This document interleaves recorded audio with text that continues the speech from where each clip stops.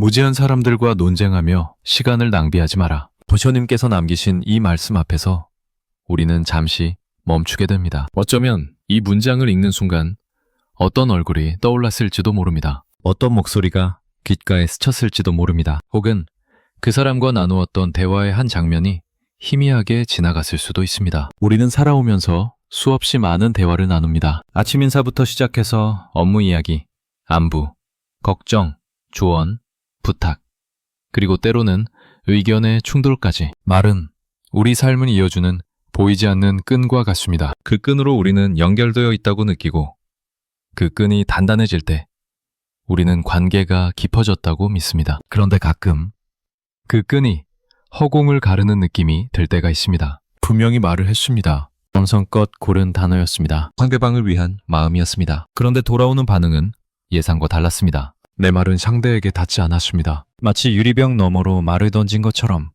소리는 났지만 전달되지 않았습니다. 그 순간의 감정을 뭐라고 표현해야 할까요? 답답함이라고 하기엔 조금 부족합니다. 화가 났다고 하기엔 정확하지 않습니다. 서운함이라고 하기엔 뭔가 다릅니다. 그냥 힘이 빠지는 느낌입니다. 어깨가 축 처지는 느낌입니다. 더 이상 말을 이어갈 기력이 사라지는 느낌입니다. 그리고 마음 한쪽에서 이런 생각이 스칩니다. 내가 왜 이 말을 했을까? 그냥 가만히 있을 걸. 괜한 말을 꺼냈구나. 우리는 모두 그런 순간을 겪어봤습니다. 누군가에게 진심으로 조언을 건넸는데 그 사람이 전혀 듣지 않았던 순간, 분명히 좋은 뜻이었는데 오히려 오해를 샀던 순간, 몇 번이고 같은 말을 반복했는데 상대는 여전히 제자리였던 순간, 결국 지쳐서 입을 다물었던 순간, 그런 순간들이 쌓이면 우리는 조금씩 변하게 됩니다. 처음에는 열정적으로 말했습니다. 상대가 이해하지 못하면 다른 방식으로 설명했습니다. 예를 들어가며, 비유를 써가며, 때로는 목소리를 높여가며 내 말이 옳다는 것을 증명하고 싶었습니다. 상대가 깨닫기를 바랐습니다. 하지만 시간이 지나면서 깨닫게 됩니다. 말이 닿지 않는 사람에게는 아무리 좋은 말도 소용이 없다는 것을, 아무리 정성을 들여도 받아들일 준비가 되지 않은 사람에게는 그 정성이 전해지지 않는다는 것을. 그래서 우리는 점점 말을 아끼게 됩니다. 예전에는 쉽게 꺼냈던 조언도 이제는 한 번 더 생각하게 됩니다. 이 말을 해도 될까? 이 사람이 들을 준비가 되어 있을까? 괜히 말했다가 서로 불편해지는 건 아닐까? 그렇게 조심스러워진 자신을 발견할 때 우리는 조금 씁쓸해지기도 합니다. 한때는 말하는 것을 두려워하지 않았습니다. 옳다고 생각하면 말했습니다. 필요하다고 느끼면 조언했습니다. 상대가 불편해할 수 있다는 생각보다 그 사람을 위한다는 마음이 앞섰습니다. 그런데 지금은 어떤가요? 말하기 전에 계산을 하게 됩니다. 이 말의 결과가 어떨지, 상대가 어떻게 반응할지, 그로 인해 관계가 어떻게 될지, 그 모든 것을 저울질한 뒤에야 비로소 입을 엽니다. 그마저도 확신이 서지 않으면 그냥 침묵을 선택합니다. 이것이 성숙해진 것일까요? 아니면 지친 것일까요? 어쩌면 둘 다일지도 모릅니다. 부처님의 말씀으로 다시 돌아가 봅니다. 무지한 사람들과 논쟁하며 시간을 낭비하지 마라. 이 문장에서 무지한 사람들이라는 표현이 마음에 걸릴 수 있습니다. 누군가를 무지하다고 판단하는 것 자체가 교만한 것은 아닐까? 내가 옳고 상대가 틀리다는 전제가 깔려있는 것은 아닐까? 하지만 조금 다른 방향에서 생각해 볼 수 있습니다. 여기서 말하는 무지는 단순히 지식의 부족을 의미하지 않습니다. 모르는 것이 문제가 아닙니다. 알려고 하지 않는 것, 들으려고 하지 않는 것, 자신의 생각에만 갇혀서 다른 가능성을 열어두지 않는 것, 그것이 부처님께서 말씀하신 무지에 더 가깝습니다. 우리 모두는 어느 정도 무지합니다. 모르는 것이 많습니다. 잘못 알고 있는 것도 있습니다. 그것은 부끄러운 일이 아닙니다. 인간이기에 당연한 것입니다. 문제는 그 무지를 인정하지 않으려는 태도입니다. 자신이 모를 수도 있다는 가능성을 전혀 고려하지 않는 사람, 다른 의견이 나오면 무조건 방어부터 하는 사람, 대화의 목적이 이해가 아니라 승리인 사람, 상대의 말을 듣는 척하면서 실은 자기 말을 할 기회만 노리는 사람, 그런 사람과의 대화는 정말 힘이 듭니다. 말을 해도 튕겨 나옵니다. 아무리 논리적으로 설명해도 감정적으로 받아들입니다. 사실을 제시해도 자기 해석으로 왜곡합니다. 결국 대화는 평행선을 그리고 우리는 지쳐서 물러납니다. 그리고 혼자 생각합니다. 내가 왜 저 사람과 이야기를 했을까? 처음부터 안 될 걸 알았는데 왜 또 같은 실수를 반복했을까? 그런데 여기서 한 가지 의문이 생깁니다. 왜 우리는 안 될 걸 알면서도 말을 하게 되는 걸까요? 이 사람에게 말해봤자 소용없다는 것을 경험으로 알고 있습니다. 지난번에도 그 전에도 결과는 같았습니다. 그런데도 우리는 또 시도합니다. 또 말을 꺼냅니다. 또 상대를 설득하려고 합니다. 그것은 왜일까요? 어쩌면 우리는 상대를 위해서 말하는 것이 아닐지도 모릅니다. 적어도 전적으로 상대를 위한 것은 아닐지도 모릅니다. 돌아보면 그 안에는 나를 위한 무언가가 섞여 있습니다. 내 말이 맞다는 것을 확인받고 싶은 마음, 상대가 내 의견에 동의해 주기를 바라는 마음, 내가 틀리지 않았다는 것을 증명하고 싶은 마음, 혹은 이 정도는 알아줘야 하지 않느냐는 서운함, 그런 것들이 뒤섞여서 우리는 말을 하게 됩니다. 그리고 그 말이 받아들여지지 않았을 때 우리가 느끼는 좌절감은 단순히 상대가 변하지 않아서가 아닙니다. 나의 기대가 무너졌기 때문입니다. 나의 욕구가 충족되지 않았기 때문입니다. 이렇게 말하면 조금 불편할 수 있습니다. 나는 정말 순수하게 상대를 위해서 말한 것인 그것마저 이기적인 것으로 해석되는 것 같아서 억울할 수 있습니다. 물론 순수한 마음이 전혀 없었다는 뜻은 아닙니다. 두 명이 상대를 걱정하는 마음, 상대가 잘 되기를 바라는 마음이 있었을 것입니다. 다만 그것만은 아니었다는 것입니다. 우리의 마음은 복잡합니다. 하나의 행동 안에도 여러 가지 동기가 섞여 있습니다. 선한 의도와 이기적인 욕구가 공존합니다. 그것이 인간입니다. 그것이 자연스러운 것입니다. 중요한 것은 그 복잡함을 인정하는 것입니다. 내가 왜 이 말을 하려고 하는지, 정말 상대를 위한 것인지, 아니면 나를 위한 것인지, 혹은 둘 다인지, 그것을 솔직하게 들여다볼 수 있을 때 우리는 비로소 불필요한 논쟁에서 한 발 물러설 수 있게 됩니다. 논쟁이라는 것은 참 묘한 것입니다. 처음에는 단순한 의견 차이로 시작합니다. 나는 이렇게 생각하고 너는 저렇게 생각하는구나. 그 정도였습니다. 그런데 어느 순간부터 그것이 이기고 지는 것으로 바뀝니다. 내 의견이 받아들여지면 이긴 것이고 그렇지 않으면 진 것이 됩니다. 그 순간 대화의 성격이 완전히 달라집니다. 더 이상 서로를 이해하기 위한 대화가 아닙니다. 상대를 꺾기 위한 대결이 됩니다. 상대의 약점을 찾으려 하고 논리의 허점을 공격하려 하고 매 주장을 더 강하게 밀어붙이려 합니다. 목소리가 높아지고 감정이 격해지고 말이 날카로워집니다. 그리고 논쟁이 끝난 뒤 우리는 무엇을 얻게 될까요? 설령 논쟁에서 이겼다고 해도, 그래서 상대가 네 말이 맞아 라고 했다고 해도 정말 그 사람이 마음속으로 동의한 것일까요? 아니면 그냥 지쳐서 포기한 것일까요? 더 이상 논쟁하기 싫어서 입을 다문 것일까요? 대부분의 경우 후자입니다. 말로는 인정했지만 마음은 바뀌지 않았습니다. 오히려 속으로는 더 굳어졌을 수도 있습니다. 그리고 나에 대한 감정도 좋아지지 않았을 것입니다. 결국 우리는 논쟁에서 이기고도 관계에서 지게 됩니다. 반대로 논쟁에서 졌다면 어떨까요? 상대의 논리에 밀려서 어쩔 수 없이 물러났다면 우리는 정말 마음이 바뀌었을까요? 아마 아닐 것입니다. 겉으로는 인정했지만 속으로는 여전히 내 생각이 맞다고 느낄 것입니다. 그리고 상대에게 묘한 불쾌감을 느낄 것입니다. 결국 논쟁에서는 이기는 쪽도 지는 쪽도 없습니다. 둘 다 지는 것입니다. 그래서 부처님께서는 논쟁하지 말라고 하신 것입니다. 시간을 낭비하지 말라고 하신 것입니다. 여기서 시간이라는 단어에 주목할 필요가 있습니다. 시간은 우리에게 주어진 가장 소중한 자원입니다. 돈은 잃어도 다시 벌 수 있습니다. 물건은 잃어도 다시 살 수 있습니다. 하지만 시간은 한 번 지나가면 다시 돌아오지 않습니다. 어제의 한 시간을 오늘 되찾을 수 없습니다. 지난주의 하루를 이번 주에 다시 살 수 없습니다. 그런 소중한 시간을 논쟁에 쓴다는 것은 어떤 의미일까요? 물론 모든 논쟁이 무의미한 것은 아닙니다. 서로의 생각을 나누고 다른 관점을 배우고 더 나은 결론에 도달하는 건설적인 토론은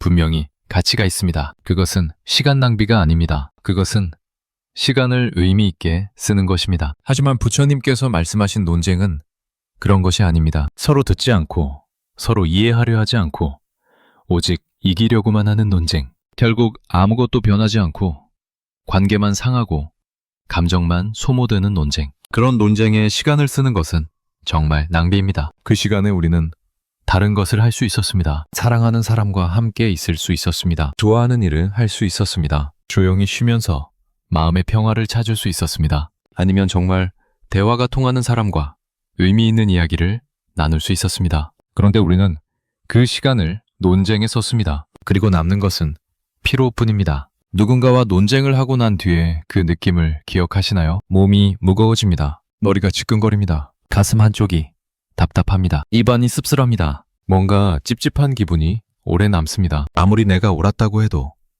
아무리 상대가 잘못했다고 해도 그 기분은 좋지 않습니다. 통쾌함보다는 허탈함이 더 큽니다. 이겼다는 기쁨보다는 왜 이런 상황까지 왔을까 하는 후회가 더 강합니다. 그것은 우리 몸과 마음이 보내는 신호입니다. 이것은 좋은 일이 아니라는 신호. 이런 방식으로 에너지를 쓰지 말라는 신호. 다음에는 이런 상황을 피하라는 신호. 우리의 몸은 논쟁이 우리에게 좋지 않다는 것을 이미 알고 있습니다. 그런데도 우리는 같은 실수를 반복합니다. 왜 그럴까요? 그 순간에는 이성보다 감정이 앞서기 때문입니다. 물러서야 한다는 것을 머리로는 알지만 마음이 허락하지 않습니다. 지금 여기서 물러서면 내가 진 것 같습니다. 내가 틀린 것 같습니다. 상대에게 굴복하는 것 같습니다. 그래서 한마디만 더, 또 한마디만 더 하다가 논쟁은 길어지고 감정은 격해지고 상황은 더 나빠집니다. 나중에 돌아보면 후회합니다. 그때 그냥 입을 다물 걸. 그때 그냥 넘어갈 걸. 그런데 그 순간에는 그러지 못했습니다. 살아오면서 우리는 많은 논쟁을 경험합니다. 가족과의 논쟁, 친구와의 논쟁, 동료와의 논쟁, 때로는 전혀 모르는 사람과의 논쟁까지. 그 모든 논쟁에서 우리는 무엇을 얻었을까요? 물론 어떤 논쟁은 필요했습니다. 정말 중요한 문제에 대해서, 반드시 바로잡아야 할 것에 대해서, 포기할 수 없는 가치에 대해서 우리는 싸워야 할 때가 있습니다. 그런 논쟁은 피하면 안 됩니다. 그것은 용기입니다. 하지만 솔직히 돌아보면 그런 논쟁은 많지 않았습니다. 대부분의 논쟁은 지금 생각하면 별것 아닌 일이었습니다. 굳이 싸우지 않아도 될 일이었습니다. 그냥 넘어가도 아무 문제 없었을 일이었습니다. 그런데 그때는 그것이 정말 중요해 보였습니다. 반드시 내 의견을 관철시켜야 할 것 같았습니다. 시간이 지나고 나서야 깨닫습니다.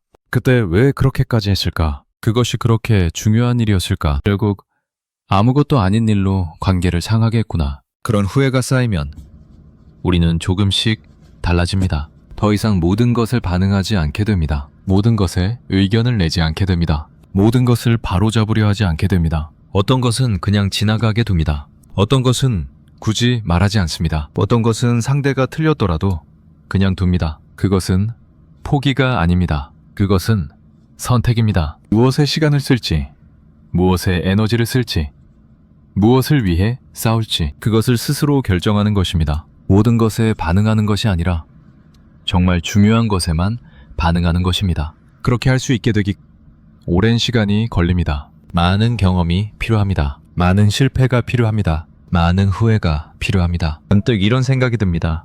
만약 그때 말하지 않았다면 어땠을까? 그 사람과 논쟁하지 않았다면, 내 의견을 굳이 말하지 않았다면, 그냥 조용히 넘어갔다면 아마 아무 일도 없었을 것입니다. 상대는 여전히 자기 생각대로 살았을 것이고 나도 내 생각대로 살았을 것입니다. 관계도 상하지 않았을 것이고 감정도 소모되지 않았을 것입니다. 그런데 우리는 왜 그러지 못했을까요? 왜 꼭 말을 해야 했을까요? 왜 꼭 상대를 설득해야 했을까요? 왜 꼭 내가 옳다는 것을 증명해야 했을까요? 그 뒤에는 어떤 두려움이 있었는지도 모릅니다. 내가 말하지 않으면 상대가 잘못된 길로 갈 것 같다는 두려움, 내가 바로잡지 않으면 안 될 것 같다는 책임감, 혹은 내가 아무 말도 하지 않으면 내가 동의하는 것으로 여겨질 것 같다는 불안. 그런 것들이 우리를 움직이게 합니다. 가만히 있지 못하게 합니다. 입을 열게 합니다. 하지만 정말 그래야만 했을까요? 상대가 잘못된 길로 간다고 해도 그것은 상대의 선택입니다. 상대의 인생입니다. 상대의 책임입니다. 우리가 그것을 대신해 줄 수 없습니다. 아무리 좋은 의도라고 해도 결국 변화는 스스로 원해야 일어나는 것입니다. 그리고 침묵이 동의를 의미하는 것도 아닙니다. 말하지 않는다고 해서 찬성하는 것이 아닙니다. 반박하지 않는다고 해서 수긍하는 것이 아닙니다. 그냥 이 자리에서 그 이야기를 하지 않기로 선택한 것뿐입니다. 그 선택을 할 수 있는 것, 그것이 지혜입니다. 지혜로운 사람은 모든 것에 반응하지 않습니다. 모든 잘못을 지적하지 않습니다. 모든 오류를 바로잡으려 하지 않습니다. 모든 논쟁에 뛰어들지 않습니다. 그것은 무관심이 아닙니다. 그것은 절제입니다. 어디에 에너지를 쓸지를 아는 것입니다. 무엇이 바꿀 수 있는 것이고 무엇이 바꿀 수 없는 것인지를 아는 것입니다. 말해야 할 때와 침묵해야 할 때를 구분할 줄 아는 것입니다. 살아오면서 그런 지혜를 조금씩 배우게 됩니다. 누군가는 그것을 빨리 배우고 누군가는 늦게 배웁니다. 누군가는 쉽게 배우고 누군가는 어렵게 배웁니다. 하지만 결국 대부분의 사람들이 그 지혜에 도달합니다. 모든 것을 반응하는 것이 답이 아니라는 것을, 말보다 침묵이 더 나을 때가 있다는 것을, 그리고 그 지혜는 평화를 가져다 줍니다. 더 이상 모든 것에 마음을 쓰지 않아도 되니까 마음이 편해집니다. 모든 것을 바로잡아야 한다는 부담에서 벗어나니까 어깨가 가벼워집니다. 누군가의 잘못된 생각을 내가 고쳐줘야 한다는 책임감에서 자유로워지니까 숨이 트입니다. 물론 그것이 쉽지는 않습니다. 습관이 되어버린 반응을 멈추는 것은 어렵습니다. 옳고 그름에 민감한 마음을 다독이는 것은 어렵습니다. 상대가 틀렸다는 것을 알면서도 가만히 있는 것은 어렵습니다. 하지만 그것을 조금씩 연습할 수 있습니다. 한 번 더 생각하는 것입니다. 말하기 전에 멈추는 것입니다. 이 말을 정말 해야 하는지, 이 논쟁이 정말 필요한 것인지, 이 시간을 이것에 쓰는 것이 맞는지, 그것을 스스로에게 물어보는 것입니다. 그러다 보면 자연스럽게 말이 줄어듭니다. 논쟁이 줄어듭니다. 그리고 마음이 편해집니다. 우리가 누군가와 대화할 때 그 대화의 목적이 무엇인지 생각해 볼 필요가 있습니다. 정말로 상대를 이해하고 싶은 것인지, 정말로 소통하고 싶은 것인지, 아니면 내 말을 관철시키고 싶은 것인지, 상대를 내 편으로 만들고 싶은 것인지. 전자라면 대화는 열려 있습니다. 상대의 말을 경청합니다. 상대의 관점을 존중합니다. 내 생각과 다르더라도 그럴 수 있다고 받아들입니다. 서로 다른 생각을 가지고도 좋은 관계를 유지할 수 있다는 것을 알고 있습니다. 후자라면 대화는 닫혀 있습니다. 상대의 말을 듣는 척하지만 실은 반박할 거리를 찾습니다. 상대의 약점을 공략합니다. 어떻게든 내 의견을 받아들이게 만들려고 합니다. 그리고 그것이 되지 않으면 좌절합니다. 같은 대화라도 어떤 마음으로 하느냐에 따라 결과가 완전히 달라집니다. 열린 마음으로 하는 대화는 서로를 풍요롭게 합니다. 비록 합의에 이르지 못하더라도 상대를 더 잘 이해하게 됩니다. 나와 다른 생각이 있다는 것을 배웁니다. 세상을 더 넓게 보게 됩니다. 닫힌 마음으로 하는 대화는 서로를 피폐하게 합니다. 합의에 이르지 못하면 서로 불쾌해집니다. 상대에 대한 평가가 나빠집니다. 관계에 금이 갑니다. 그래서 대화를 시작하기 전에 내 마음을 점검할 필요가 있습니다. 지금 나는 어떤 마음인가? 열려 있는가? 닫혀 있는가? 이해하고 싶은가? 이기고 싶은가? 만약 닫혀 있다면 그 대화는 하지 않는 것이 낫습니다. 물론 모든 대화를 피할 수는 없습니다. 살다 보면 어쩔 수 없이 힘든 대화를 해야 할 때가 있습니다. 가족 문제, 업무 갈등, 중요한 결정에 대한 이견, 그런 것들은 피한다고 해결되지 않습니다. 언젠가는 마주해야 합니다. 그럴 때는 어떻게 해야 할까요? 먼저 목적을 분명히 하는 것이 좋습니다. 이 대화를 통해 무엇을 얻고 싶은지, 어떤 결과를 원하는지, 그것을 명확히 하면 대화가 엉뚱한 방향으로 흘러가는 것을 막을 수 있습니다. 그리고 이길 필요가 없다는 것을 기억하는 것이 좋습니다. 대화는 경기가 아닙니다. 승자와 패자가 있는 것이 아닙니다. 서로가 조금씩 양보하고, 서로가 조금씩 이해하고, 서로가 조금씩 변하는 것, 그것이 좋은 대화입니다. 그래도 대화가 논쟁으로 번지려 할 때가 있습니다. 목소리가 높아지고 감정이 격해지고 말이 날카로워지려 할 때, 그럴 때는 잠시 멈추는 것이 좋습니다. 잠깐, 이 이야기는 나중에 다시 하자. 그 한마디가 많은 것을 막을 수 있습니다. 감정이 격해진 상태에서 하는 말은 대부분 후회하게 됩니다. 그 순간에는 꼭 해야 할 것 같은 말도 나중에 돌아보면 하지 않는 것이 나았을 말들입니다. 그래서 감정이 올라올 때는 물러서는 것이 지혜입니다. 부처님의 말씀을 다시 한번 생각해 봅니다. 무지한 사람들과 논쟁하며 시간을 낭비하지 마라. 이 말씀은 특정한 사람들을 비난하는 것이 아닙니다. 우리 모두에게 하시는 말씀입니다. 우리 모두가 때로는 무지한 사람이 되기 때문입니다. 우리 모두가 때로는 듣지 않는 사람이 되기 때문입니다. 우리 모두가 때로는 자기 생각에만 갇히기 때문입니다. 그래서 이 말씀은 두 가지로 읽을 수 있습니다. 하나는 듣지 않는 사람과는 논쟁하지 말라는 것입니다. 아무리 말해도 소용없는 사람에게 시간을 낭비하지 말라는 것입니다. 다른 하나는 나 자신이 그런 사람이 되지 않도록 조심하라는 것입니다. 다른 사람의 말을 열린 마음으로 들으라는 것입니다. 내가 틀릴 수도 있다는 가능성을 항상 열어두라는 것입니다. 이 두 가지는 함께 갑니다. 듣지 않는 사람을 알아보려면 먼저 내가 잘 듣는 사람이 되어야 합니다. 무지한 사람을 피하려면 먼저 내가 무지하지 않아야 합니다. 그리고 무지하지 않다는 것은 많이 아는 것이 아니라 모를 수 있다는 것을 아는 것입니다. 오늘 이 글을 읽으면서 어떤 생각이 드셨나요? 어쩌면 특정한 사람이 떠올랐을 수도 있습니다. 그 사람과의 지난 대화들이 스쳤을 수도 있습니다. 그때의 답답함, 허탈함, 지침이 느껴졌을 수도 있습니다. 혹은 나 자신이 떠올랐을 수도 있습니다. 내가 듣지 않았던 순간들, 내가 닫혀 있었던 순간들이 기억났을 수도 있습니다. 누군가가 나에게 진심으로 말했는데 내가 받아들이지 않았던 때가 생각났을 수도 있습니다. 어느 쪽이든 괜찮습니다. 중요한 것은 그런 순간들을 있는 그대로 바라보는 것입니다. 그때 왜 그랬는지를 이해하는 것입니다. 그리고 앞으로는 조금 다르게 할 수 있다는 것을 아는 것입니다. 우리는 바뀔 수 있습니다. 어제와 다른 오늘이 될 수 있습니다. 그것이 살아있다는 것의 의미이기도 합니다. 말이 닿지 않는다는 것은 참 외로운 일입니다. 분명히 말을 했는데 전달되지 않는 느낌, 내 마음이 상대에게 가닿지 않는 느낌,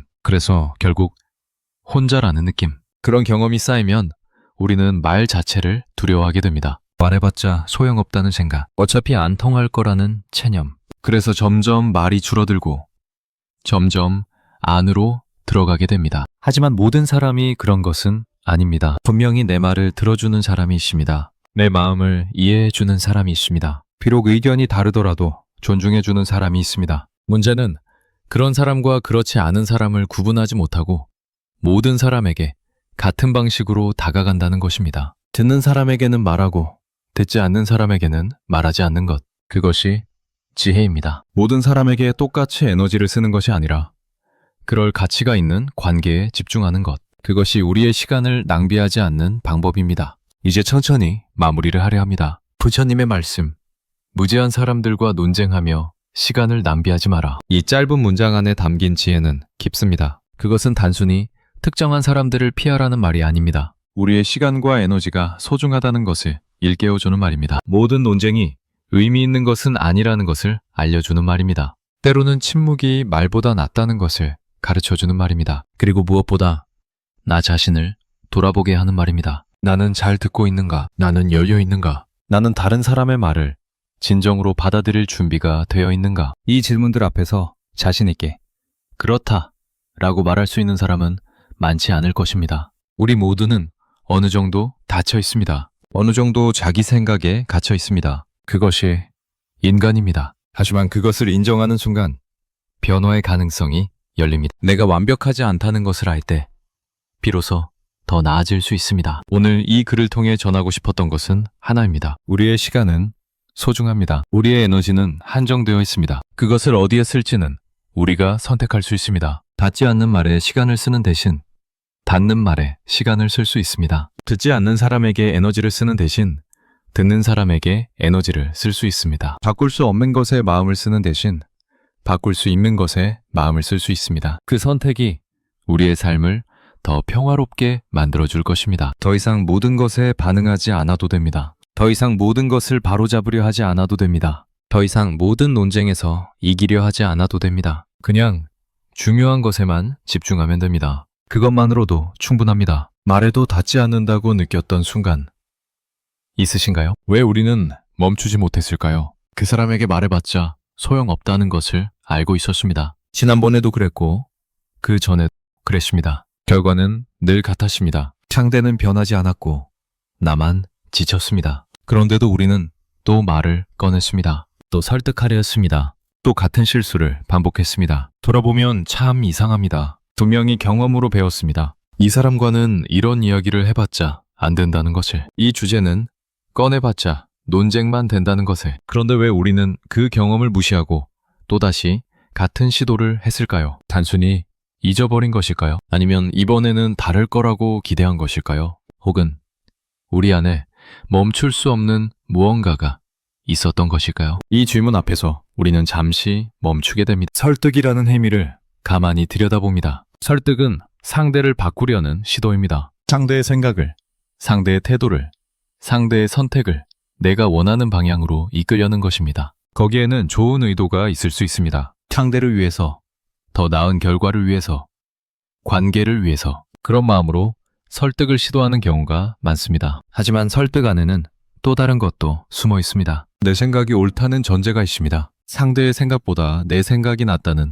믿음이 있습니다. 그래서 상대가 내 말을 따르면 더 좋은 결과가 올 것이라는 확신이 있습니다. 물론 그것이 사실일 수도 있습니다. 정말로 내 생각이 더 나을 수도 있습니다. 정말로 상대가 내 말을 들으면 더 좋은 결과가 올 수도 있습니다. 그런데 문제는 그것을 상대가 받아들이지 않을 때입니다. 상대는 내 말에 동의하지 않습니다. 상대는 자기 생각을 고수합니다. 상대는 변하지 않습니다. 그럴 때 우리는 어떻게 할까요? 대부분의 경우 더 강하게 설득하려 합니다. 다른 방식으로 설명합니다. 더 많은 근거를 댑니다. 목소리에 힘을 줍니다. 감정을 섞습니다. 어떻게든 상대를 움직이려 합니다. 그리고 그것이 통하지 않으면 우리는 좌절합니다. 답답해합니다. 때로는 화를 냅니다. 바로 여기서 질문이 생깁니다. 왜 우리는 상대가 동의하지 않는 것을 그렇게 견디기 어려워할까요? 왜 상대가 변하지 않는 것이 그렇게 불편할까요? 왜 설득에 실패하면 그렇게 마음이 무거워질까요? 한 가지 가능성을 생각해 볼 수 있습니다.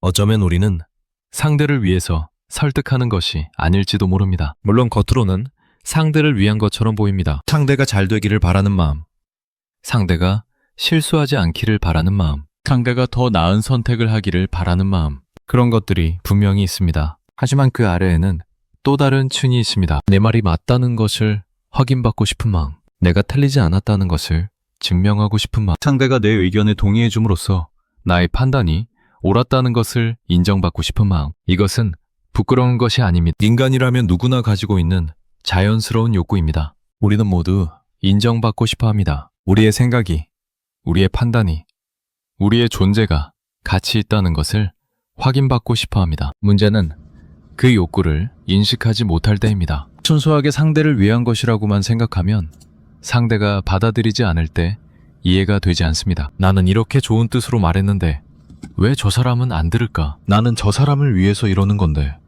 왜 저렇게 반응할까? 그런 생각이 들면서 상대에 대한 서운함이 커집니다.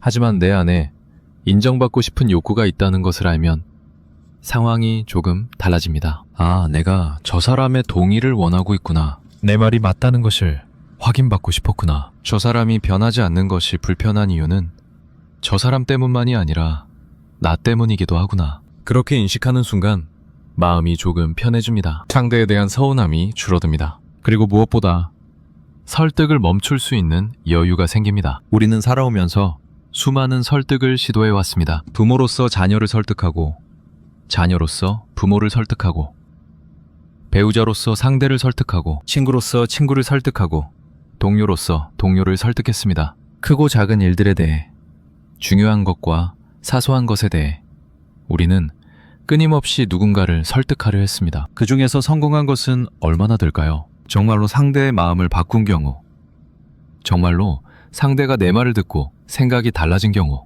그런 경우는 생각보다 많지 않았을 것입니다. 대부분은 실패했습니다. 상대는 변하지 않았습니다. 그리고 우리는 지쳤습니다. 그런데도 우리는 계속 설득을 시도했습니다. 왜 그랬을까요? 여러 가지 이유가 있을 수 있습니다. 포기하고 싶지 않았을 수도 있습니다. 이번에는 다를 거라고 기대했을 수도 있습니다. 말하지 않으면 나중에 후회할 것 같았을 수도 있습니다. 하지만 더 깊이 들어가 보면 거기에는 하나의 공통된 패턴이 있습니다. 우리는 상대가 변하지 않는 것을 받아들이기 어려웠습니다. 상대가 틀린 길로 가는 것을 그냥 보고 있기가 힘들었습니다. 상대가 잘못된 선택을 하는 것을 가만히 두기가 어려웠습니다. 내가 뭔가를 해야 할 것 같았습니다. 내가 말해야 할 것 같았습니다. 내가 바로잡아야 할 것 같았습니다. 그 마음의 뿌리에는 무엇이 있었을까요? 어쩌면 그것은 통제하고 싶은 욕구였을지도 모릅니다. 통제라는 말이 조금 강하게 느껴질 수 있습니다. 우리는 보통 통제를 부정적인 것으로 생각합니다. 누군가를 통제하려 한다는 것은 나쁜 것이라고 여깁니다. 하지만 통제 욕구 자체는 자연스러운 것입니다. 우리는 모두 어느 정도 상황을 통제하고 싶어 합니다. 불확실한 것보다 확실한 것을 선호합니다. 예측할 수 없는 것보다 예측할 수 있는 것을 좋아합니다. 그것이 인간의 본성입니다. 문제는 그 욕구가 다른 사람에게까지 미칠 때입니다. 상대의 생각을 통제하고 싶어 합니다. 상대의 선택을 통제하고 싶어 합니다. 상대가 내가 원하는 방향으로 움직이기를 바랍니다. 그리고 그것이 되지 않을 때 불안해합니다. 설득은 그 욕구가 표현되는 하나의 방식입니다. 물론 강압적인 통제와는 다릅니다. 설득은 말로 하는 것이고 상대의 동의를 구하는 것이고 강제하지 않는 것입니다. 하지만 그 안에도 상대를 내 뜻대로 움직이고 싶다는 욕구가 숨어 있습니다. 그 욕구를 인식하는 것이 중요합니다. 내가 지금 이 사람을 설득하려는 이유가 무엇인지, 정말로 이 사람을 위한 것인지, 아니면 이 사람이 내 뜻대로 움직이지 않는 것이 불안해서인지, 이 사람의 행복을 위한 것인지, 아니면 내 마음의 평화를 위한 것인지, 솔직하게 들여다보면 대부분의 경우 둘 다입니다. 상대를 위하는 마음도 있고 나를 위하는 마음도 있습니다.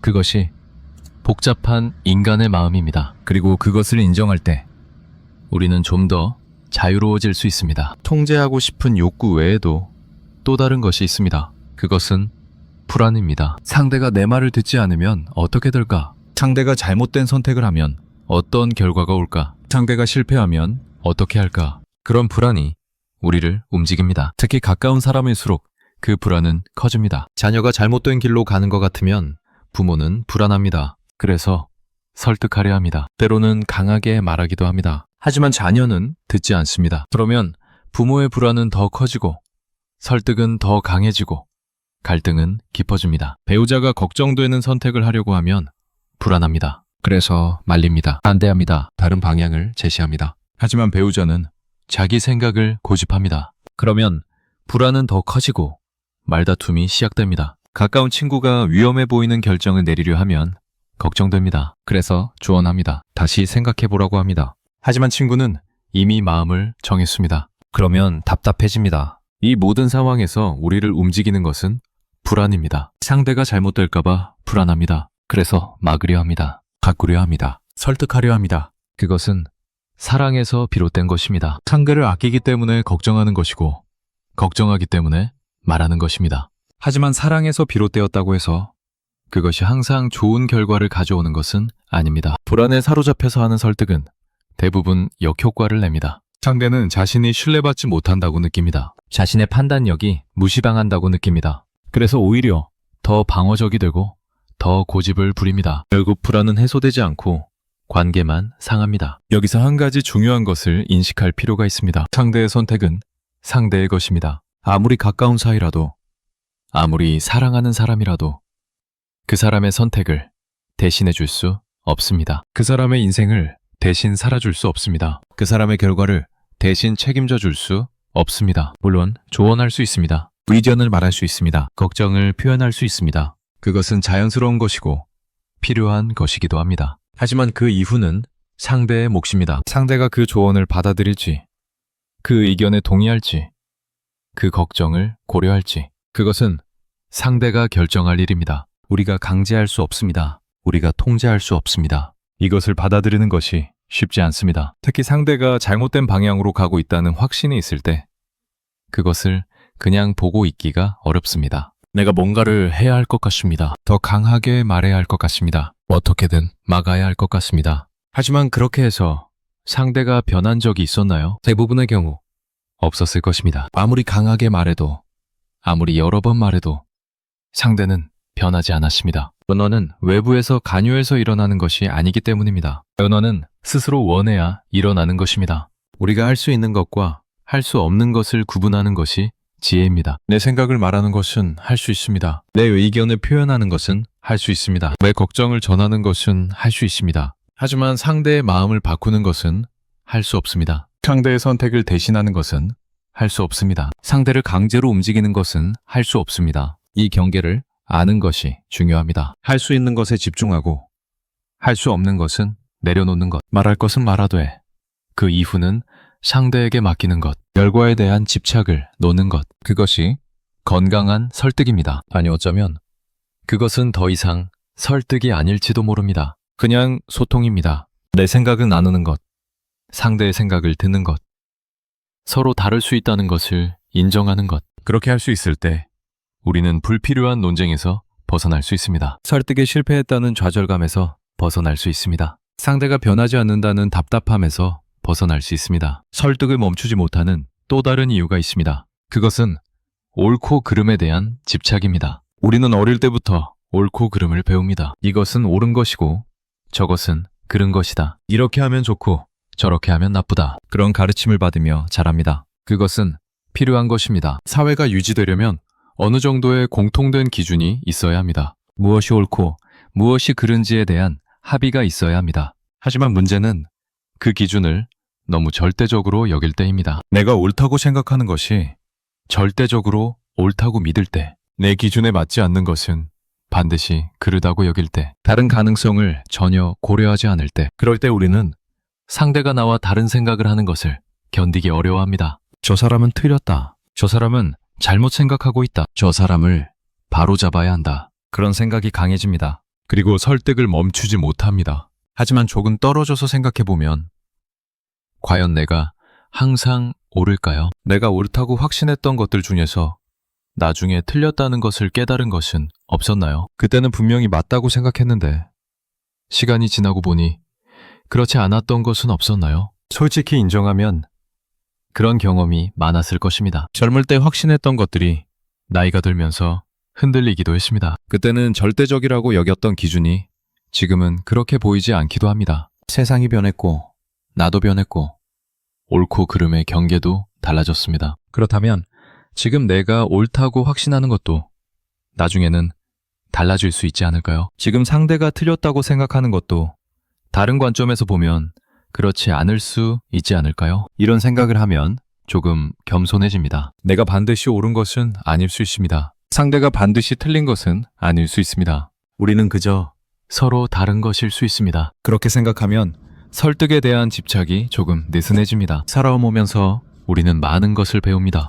학교에서 배우는 지식도 있고, 책에서 얻는 깨달음도 있고, 경험에서 터득하는 교훈도 있습니다. 그런 것들이 쌓여서 우리의 생각을 형성합니다. 우리의 가치관을 만듭니다. 우리의 판단 기준이 됩니다. 그것은 소중한 것입니다. 그것이 우리를 우리답게 만드는 것입니다. 하지만 그것이 다른 사람에게도 똑같이 적용되어야 한다고 생각하면 문제가 생깁니다. 다른 사람은 다른 경험을 했습니다. 다른 환경에서 자랐습니다. 다른 것을 배웠습니다. 그래서 다른 생각을 하고 다른 가치관을 가지고 다른 기준으로 판단합니다. 그것은 틀린 것이 아닙니다. 그냥 다른 것입니다. 물론 어떤 것들은 정말로 옳고 그름이 명확합니다. 보편적인 도덕, 기본적인 윤리, 인간의 존엄성, 그런 것들은 문화나 환경에 관계없이 지켜져야 하는 것들입니다. 하지만 우리가 일상에서 부딪히는 대부분의 의견 차이는 그런 수준이 아닙니다. 삶의 방식에 대한 차이, 선택의 우선순위에 대한 차이, 가치의 무게에 대한 차이, 그런 것들은 옳고 그름의 문제가 아니라 다름의 문제입니다. 그것을 구분할 수 있을 때 불필요한 설득을 줄일 수 있습니다. 그렇다면 우리는 왜 그 구분을 하지 못했을까요? 왜 다름의 문제를 옳고 그름의 문제로 만들었을까요? 왜 상대의 다른 선택을 잘못된 선택으로 여겼을까요? 거기에는 여러 가지 심리가 작용합니다. 첫째, 내가 옳다고 믿는 것이 편합니다. 내가 옳고 상대가 틀리다고 생각하면 마음이 편합니다. 내 판단에 대한 확신을 가질 수 있습니다. 내 선택에 대한 의심을 하지 않아도 됩니다. 그래서 무의식적으로 그렇게 생각하려 합니다. 둘째, 상대가 틀렸다고 생각해야 내가 맞을 수 있습니다. 만약 상대도 옳을 수 있다고 인정하면 내가 옳다는 확신이 흔들립니다. 내 선택이 최선이 아닐 수도 있다는 불안이 생깁니다. 그것이 불편하기 때문에 상대가 틀렸다고 생각하려 합니다. 셋째, 다름을 인정하면 관계가 불안해지는 것 같습니다. 가까운 사이일수록 같은 생각을 해야 할 것 같습니다. 다르면 멀어지는 것 같습니다. 그래서 상대를 나와 같은 방향으로 이끌려 합니다. 다름을 줄이려 합니다. 이런 심리들이 복합적으로 작용해서 우리는 설득을 멈추지 못합니다. 하지만 이것들을 인식하는 것만으로도 변화가 시작됩니다. 아, 내가 지금 편하려고 이러는구나. 아, 내가 지금 불안해서 이러는구나. 아, 내가 지금 관계가 걱정되어서 이러는구나. 그렇게 알아차리면 한 발 물러설 수 있습니다. 어떤 젊은 사람이 있었습니다. 처음 직장에 들어갔을 때 그 사람은 자기 의견을 강하게 말하는 편이었습니다.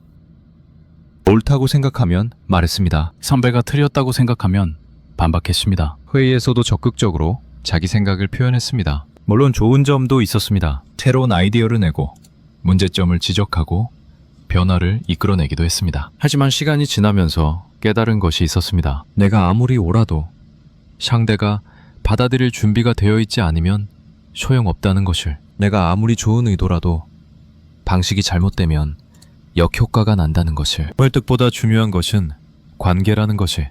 그래서 조금씩 달라졌습니다. 말하기 전에 한 번 더 생각하게 되었습니다. 상대의 입장을 먼저 고려하게 되었습니다.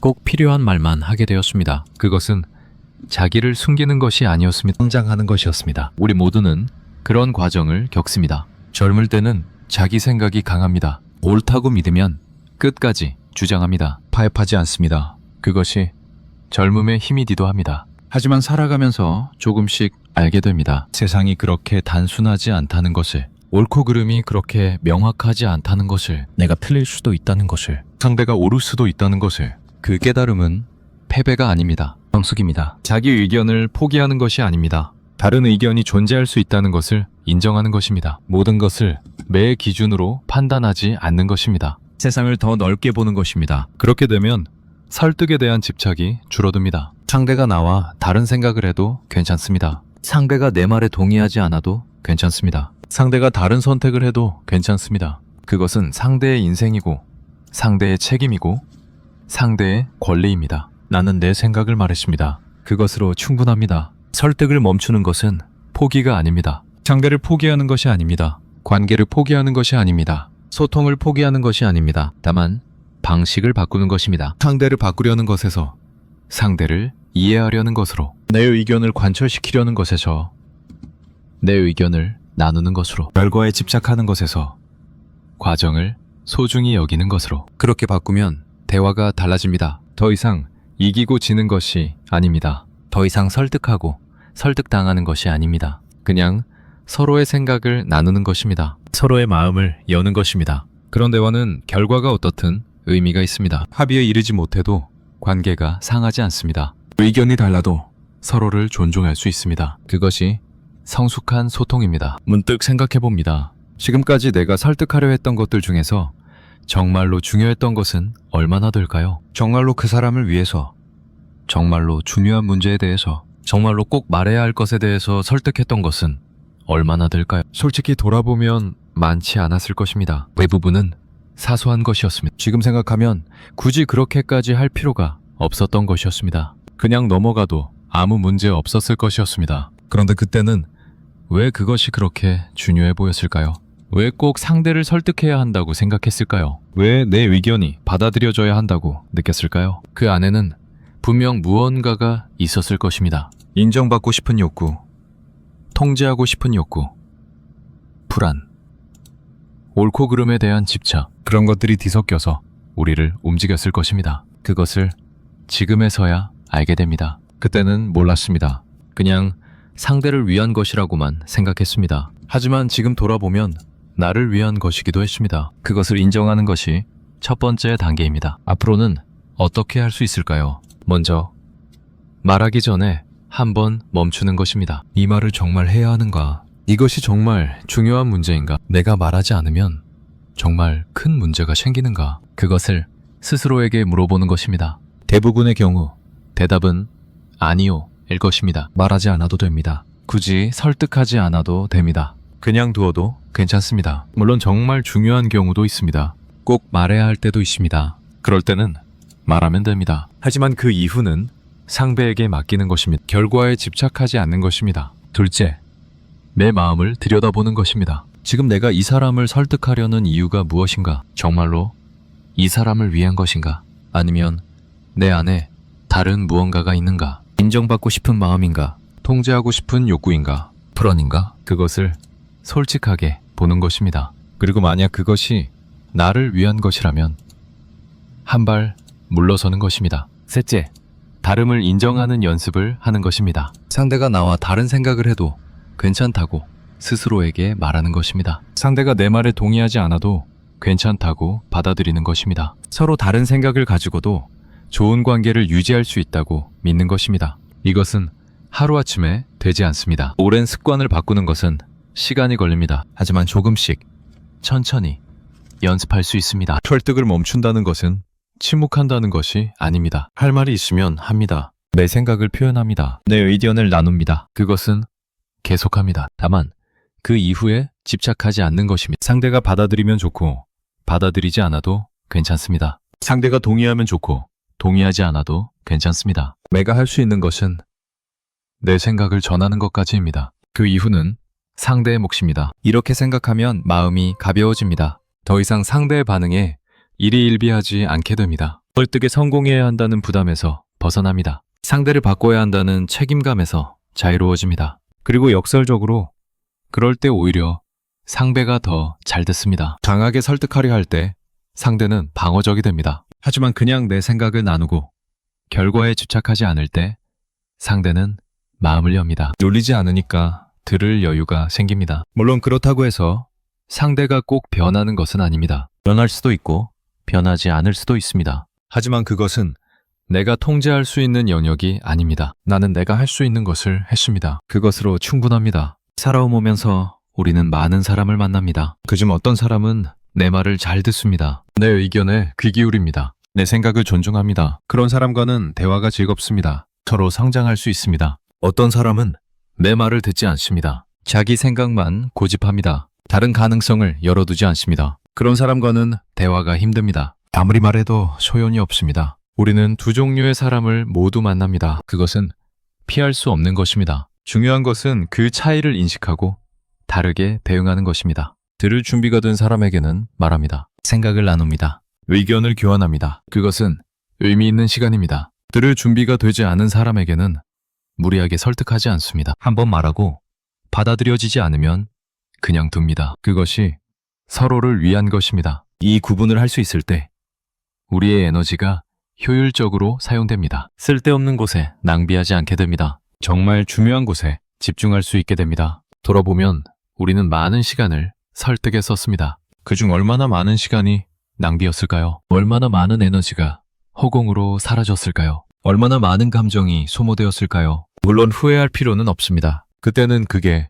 최선이라고 생각했습니다. 그때는 그렇게 할 수밖에 없었습니다. 우리는 모두 배워가는 중이었습니다. 하지만 이제는 조금 다르게 할 수 있습니다. 지금까지의 경험에서 배울 수 있습니다. 같은 실수를 반복하지 않을 수 있습니다. 더 지혜롭게 에너지를 사용할 수 있습니다. 그것이 성장입니다. 그것이 성숙입니다. 어제와 똑같이 살지 않는 것, 경험에서 배우는 것, 조금씩 더 나아지는 것, 그렇게 할 수 있다는 것이 살아있다는 것의 의미이기도 합니다. 이제 스스로에게 물어봅니다. 지금까지 설득을 멈추지 못했던 것은 왜였을까? 상대가 정말로 틀렸기 때문이었을까요? 상대가 정말로 바뀌어야 했기 때문이었을까요? 내가 정말로 상대를 위해서 그랬던 것일까요? 아니면 다른 무언가가 있었을까요? 내 말이 맞다는 것을 확인받고 싶었던 건 아닐까요? 상대가 내 뜻대로 움직이기를 원했던 건 아닐까요? 상대가 변하지 않는 것이 불안했던 건 아닐까요? 이 질문에 정직하게 답해보는 것, 그것이 변화의 시작입니다. 설득을 멈추지 못했던 건 상대 때문이었을까요?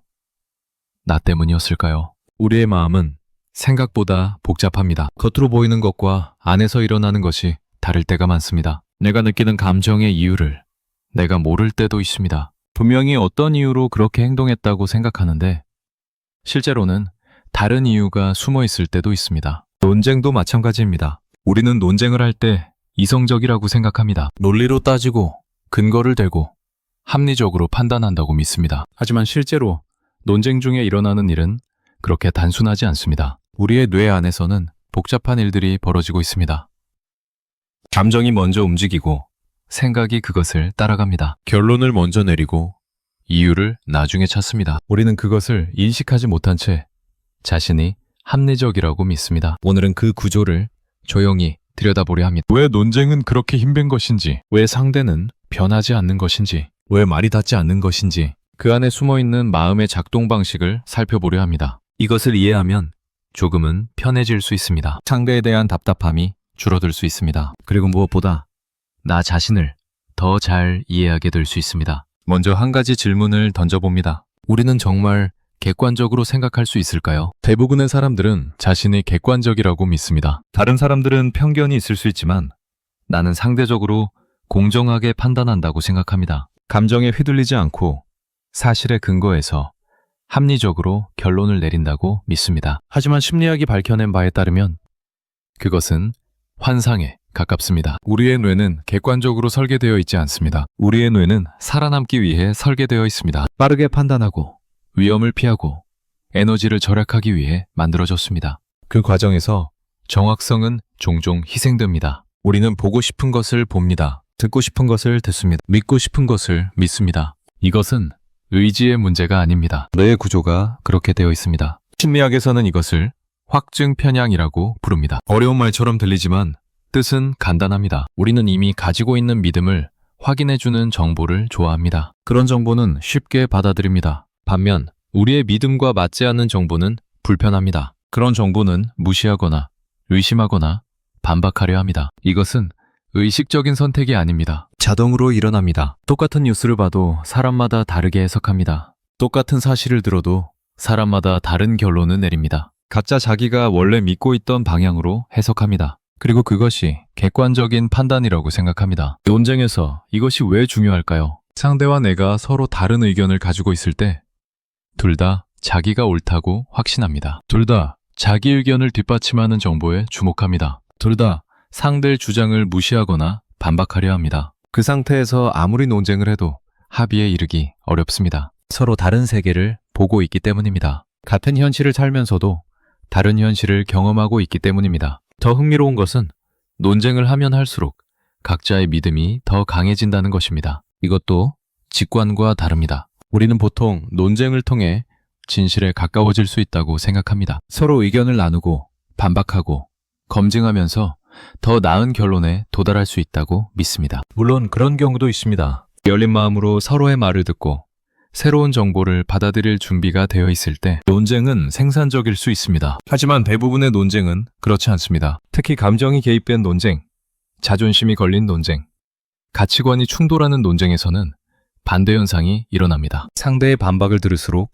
내 믿음이 더 강해집니다. 공격받는다고 느끼면 더 방어적이 됩니다. 결국 논쟁이 끝난 후에는 처음보다 더 굳어진 상태가 됩니다. 이것을 역화 효과라고 부르기도 합니다. 설득하려 했던 것이 오히려 역효과를 내는 것입니다. 바꾸려 했던 상대가 더 굳어지는 것입니다. 좋은 의도로 시작한 대화가 나쁜 결과로 끝나는 것입니다. 왜 이런 일이 일어날까요? 그것은 우리의 뇌가 믿음을 단순한 정보로 취급하지 않기 때문입니다. 믿음은 우리 정체성의 일부입니다. 내가 무엇을 믿느냐가 내가 누구인지를 결정합니다. 그래서 믿음이 공격받으면 나 자신이 공격받는 것처럼 느낍니다. 몸이 위협을 받을 때와 비슷한 반응이 일어납니다. 뇌의 편도체라는 부분이 있습니다. 이것은 위험을 감지하고 반응하는 역할을 합니다. 물리적인 위협뿐 아니라 심리적인 위협에도 반응합니다. 누군가 내 믿음을 강하게 반박할 때 편도체가 활성화됩니다. 그러면 우리는 방어 모드에 들어갑니다. 이성적으로 생각하기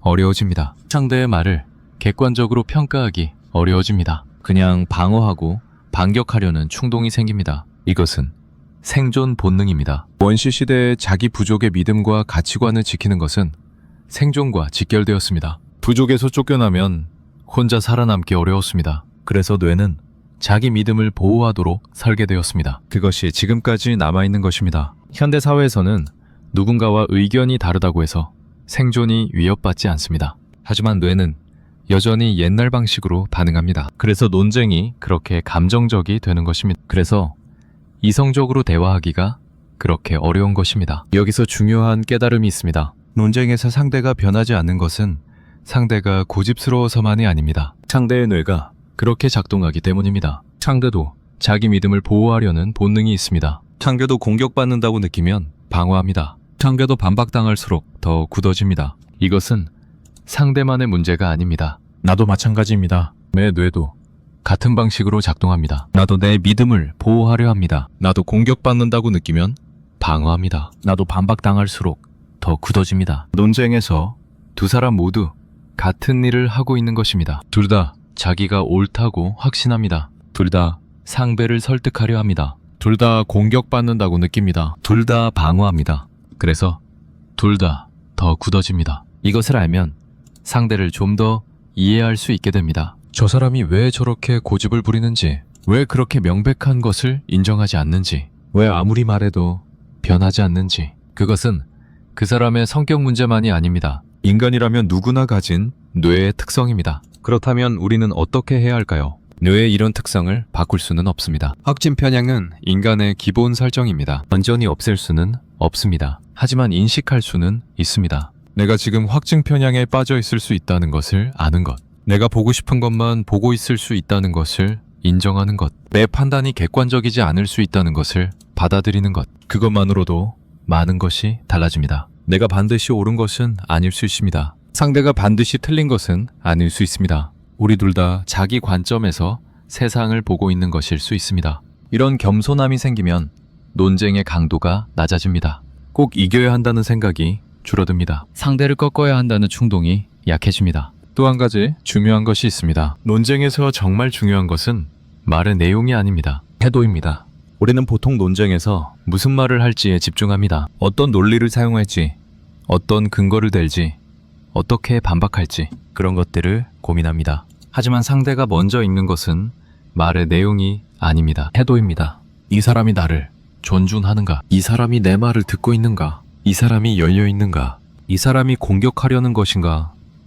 이해하려는 것인가? 그것을 먼저 판단합니다. 그리고 그 판단에 따라 마음의 문을 열거나 닫습니다. 만약 상대가 공격적인 태도라고 느끼면 아무리 좋은 논리도 들리지 않습니다. 뇌가 방어 모드로 전환되기 때문입니다. 이성적인 부분이 작동을 멈추고 감정적인 부분이 주도권을 잡습니다. 그 상태에서는 설득이 불가능합니다. 반대로 상대가 존중하는 태도라고 느끼면 열린 마음으로 들을 수 있습니다. 뇌가 안전하다고 판단하기 때문입니다. 방어할 필요가 없으니까 상대의 말을 객관적으로 평가할 여유가 생깁니다. 이것이 왜 중요할까요? 우리는 종종 상대를 설득하기 위해 강하게 말합니다. 목소리를 높이고 단호하게 말하고 확신에 찬 어조를 사용합니다. 그래야 상대가 내 말의 중요성을 알 것이라고 생각합니다. 그래야 상대가 진지하게 받아들일 것이라고 기대합니다. 하지만 실제로는 반대입니다. 강하게 말할수록 상대는 방어적이 됩니다. 단호하게 말할수록 상대는 다칩니다. 확신에 찬 어조일수록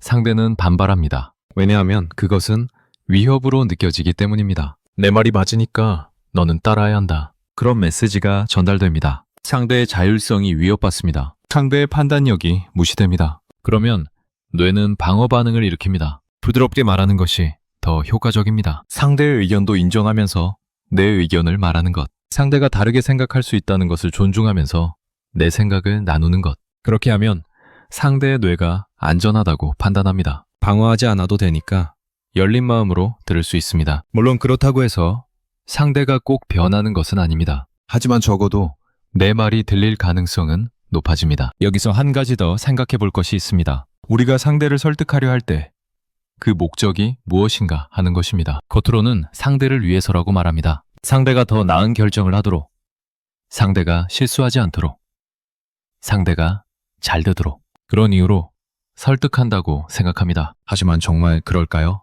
심리학 연구에 따르면 우리가 다른 사람을 바꾸려 할 때 그 뒤에는 종종 이기적인 동기가 숨어 있습니다. 내 말이 맞다는 것을 확인받고 싶은 욕구, 상대가 내 영향력 아래 있다는 것을 느끼고 싶은 욕구, 불확실한 상황을 통제하고 싶은 욕구, 상대가 나와 다른 것이 불편해서 같아지기를 바라는 욕구, 이런 것들이 의식 아래에서 작동합니다. 물론 순수하게 상대를 위하는 마음도 있습니다. 그것을 부정하는 것이 아닙니다. 다만 그것만은 아니라는 것입니다. 여러 가지 동기가 복합적으로 작용합니다. 이것을 인식하는 것이 왜 중요할까요? 내가 왜 이 사람을 설득하려 하는지를 솔직하게 들여다보면 불필요한 설득을 줄일 수 있기 때문입니다. 만약 내가 상대를 설득하려는 이유가 순수하게 상대를 위한 것이라면 상대가 받아들이지 않아도 괜찮습니다. 내가 할 수 있는 것은 말하는 것까지입니다. 그 이후는 상대의 선택입니다. 하지만 내가 상대를 설득하려는 이유가 나를 위한 것이라면 상황이 달라집니다. 상대가 받아들이지 않으면 내가 불편해집니다. 내 욕구가 충족되지 않기 때문입니다. 그래서 더 강하게 설득하려 합니다. 그러면 상대는 더 방어적이 됩니다. 악순환이 시작됩니다. 이 악순환을 끊으려면 내 동기를 솔직하게 인식해야 합니다. 지금 내가 이 사람을 설득하려는 것은 정말 이 사람을 위해서인가? 아니면 나를 위해서인가? 상대가 변하기를 바라는 것은 상대의 행복을 위해서인가? 아니면 내 마음의 평화를 위해서인가? 이 질문에 정직하게 답할 수 있을 때 우리는 한 발 물러설 수 있습니다. 뇌과학은 또 한 가지 흥미로운 것을 알려줍니다. 우리는 결론을 먼저 내리고 이유를 나중에 찾습니다. 이것도 직관과 다릅니다. 우리는 보통 자신의 판단 과정이 이렇다고 생각합니다. 먼저 정보를 수집하고 그 정보를 분석하고 논리적으로 따져서 결론에 도달한다. 이성적이고 합리적인 과정이라고 믿습니다. 하지만 실제로 뇌에서 일어나는 일은 다릅니다. 감정이 먼저 반응합니다. 좋다 또는 싫다, 옳다 또는 그르다, 찬성 또는 반대, 이런 판단이 순식간에 일어납니다. 의식이 개입하기도 전에 이미 결론이 나 있습니다. 그 다음에 이성이 작동합니다. 이미 내려진 결론을 정당화하기 위해 이유를 찾습니다. 근거를 수집합니다. 논리를 구성합니다. 그래서 자신의 판단이 합리적이라고 믿게 됩니다. 이것은 사후 합리화라고 불립니다. 결론이 먼저 있고 합리화가 나중에 따라옵니다. 하지만 우리는 그 순서를 인식하지 못합니다. 그래서 자신이 합리적으로 판단했다고 착각합니다. 이것이 논쟁에서 왜 중요할까요? 논쟁에서 우리는 상대에게 논리와 근거를 제시합니다. 그러면 상대가 납득하고 생각을 바꿀 것이라고 기대합니다. 하지만 상대의 뇌에서는 이미 결론이 나 있습니다. 감정적으로 이미 판단을 내렸습니다. 그 상태에서 우리의 논리를 듣습니다. 그러면 무슨 일이 일어날?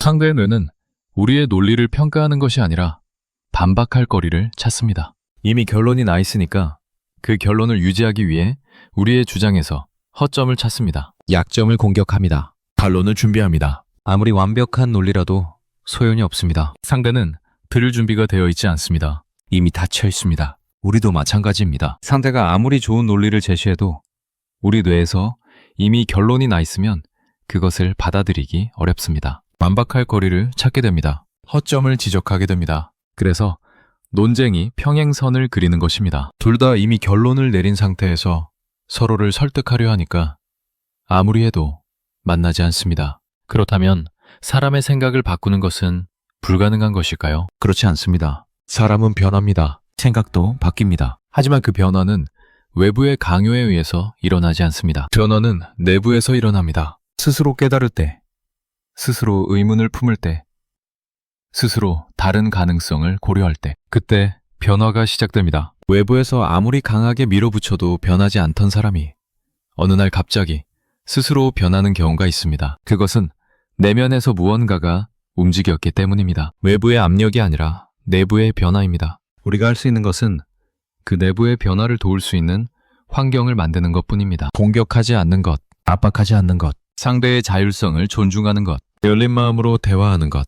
그렇게 하면 상대의 뇌가 방어 모드에서 벗어날 수 있습니다. 그러면 스스로 생각할 여유가 생깁니다. 물론 그렇다고 해서 상대가 꼭 변하는 것은 아닙니다. 변하지 않을 수도 있습니다. 하지만 그것은 상대의 선택입니다. 우리가 통제할 수 있는 영역이 아닙니다. 여기서 다시 한번 멈춰서 생각해 봅니다. 우리가 상대를 바꾸려 했던 그 마음은 어디서 온 것일까요? 상대를 진심으로 걱정하는 마음에서 왔을 수도 있습니다. 상대가 잘 되기를 바라는 마음에서 왔을 수도 있습니다. 사랑하기 때문에, 아끼기 때문에, 소중하기 때문에 그랬을 수도 있습니다. 하지만 그것만은 아니었을 수도 있습니다. 내 불안을 해소하고 싶어서 그랬을 수도 있습니다. 상대가 내 말을 듣지 않으면 어떻게 될까 걱정되어서 그랬을 수도 있습니다. 상대가 내 뜻대로 움직여야 내가 안심이 되어서 그랬을 수도 있습니다. 또는 내 자존심 때문이었을 수도 있습니다. 내 말이 맞다는 것을 증명하고 싶어서 그랬을 수도 있습니다. 내가 틀리지 않았다는 것을 확인받고 싶어서 그랬을 수도 있습니다. 이런 것들이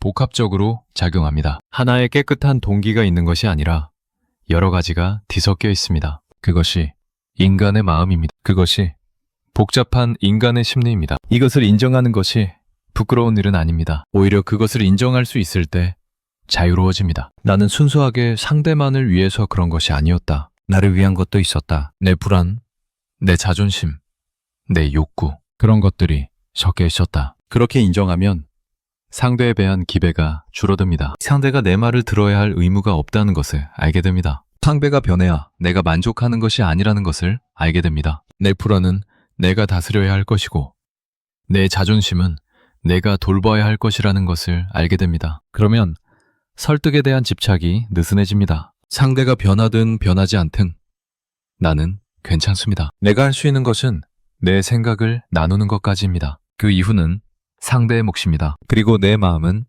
내가 돌봅니다. 심리학에서 말하는 또 하나의 개념이 있습니다. 그것은 투사입니다. 투사란 내 안에 있는 것을 상대에게서 보는 것입니다. 내가 인정하고 싶지 않은 내 모습을 상대를 통해 보는 것입니다. 논쟁에서도 이것이 작용합니다. 상대가 고집스럽다고 느낄 때 어쩌면 나도 고집스러운 것일 수 있습니다. 상대가 닫혀 있다고 느낄 때 어쩌면 나도 닫혀 있는 것일 수 있습니다. 상대가 듣지 않는다고 느낄 때 어쩌면 나도 듣지 않고 있는 것일 수 있습니다. 이것을 인식하기는 쉽지 않습니다. 내가 문제라고 생각하기보다 상대가 문제라고 생각하는 것이 훨씬 편하기 때문입니다. 내가 바뀌어야 한다고 생각하기보다 상대가 바뀌어야 한다고 생각하는 것이 훨씬 쉽기 때문입니다. 하지만 잠깐이라도 방향을 돌려서 내 안을 들여다보면 새로운 것이 보입니다. 저 사람이 저렇게 고집을 부리는 것이 답답하다면 나는 어떤가요? 나도 내 의견을 고집하고 있지는 않나요? 저 사람이 열린 마음으로 들어야 한다고 생각한다면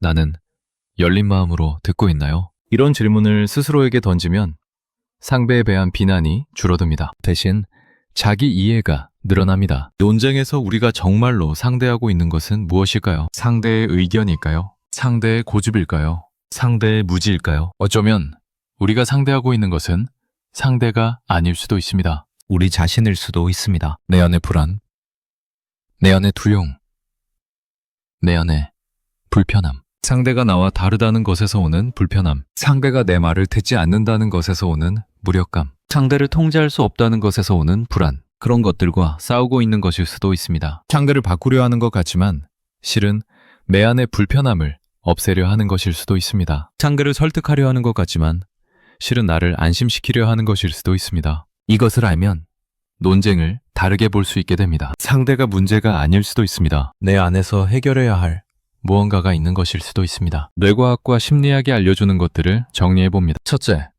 우리는 객관적이지 않습니다. 확증 편향이 있습니다. 보고 싶은 것을 보고 믿고 싶은 것을 믿습니다. 이것은 뇌의 기본 설정입니다. 둘째, 논쟁을 하면 서로 더 굳어집니다. 공격받는다고 느끼면 방어합니다. 방어하면 더 다칩니다. 그래서 논쟁 후에는 처음보다 더 멀어집니다. 셋째, 말보다 태도가 먼저입니다. 상대는 내 논리를 듣기 전에 내 태도를 읽습니다. 공격적이라고 느끼면 문을 닫습니다. 존중한다고 느끼면 문을 엽니다. 넷째, 결론이 먼저이고 이유가 나중입니다. 감정이 먼저 판단하고 이성이 그것을 합리화합니다. 그래서 논리로 설득하기 어렵습니다. 다섯째, 변화는 내부에서 일어납니다. 외부에서 강요해서 되는 것이 아닙니다. 스스로 깨달을 때 변합니다. 이것들을 알고 나면 논쟁에 대한 기대가 달라집니다. 상대를 바꿀 수 있다는 환상에서 벗어납니다. 더 현실적으로 볼 수 있게 됩니다. 그렇다면 우리는 어떻게 해야 할까요?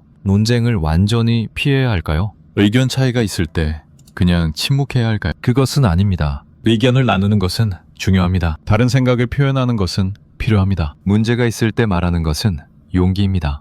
다만 방식이 달라져야 합니다. 설득하려는 것에서 이해하려는 것으로, 이기려는 것에서 나누려는 것으로, 바꾸려는 것에서 존중하려는 것으로. 그렇게 태도를 바꾸면 대화가 달라집니다. 상대의 뇌가 방어 모드에 들어가지 않습니다. 열린 상태로 대화할 수 있습니다. 비록 합의에 이르지 못해도 서로를 이해할 수 있습니다. 그리고 무엇보다 내가 편해집니다. 더 이상 상대를 바꿔야 한다는 부담을 지지 않아도 됩니다. 상대의 반응에 휘둘리지 않아도 됩니다. 내가 할 수 있는 것을 하고 나머지는 내려놓을 수 있습니다. 살아오면서 우리는 많은 논쟁을 겪었습니다. 그중 정말로 상대를 위한 것은 얼마나 되었을까요? 그리고 그중 정말로 나를 위한 것은 얼마나 되었을까요? 그 경계는 생각보다 흐릿합니다. 상대를 위한다고 생각하면서도 나를 위하고 있었을 수 있습니다. 상대를 걱정한다고 생각하면서도 내 불안을 해소하려 했을 수 있습니다. 상대에게 좋은 것을 주고 싶다고 생각하면서도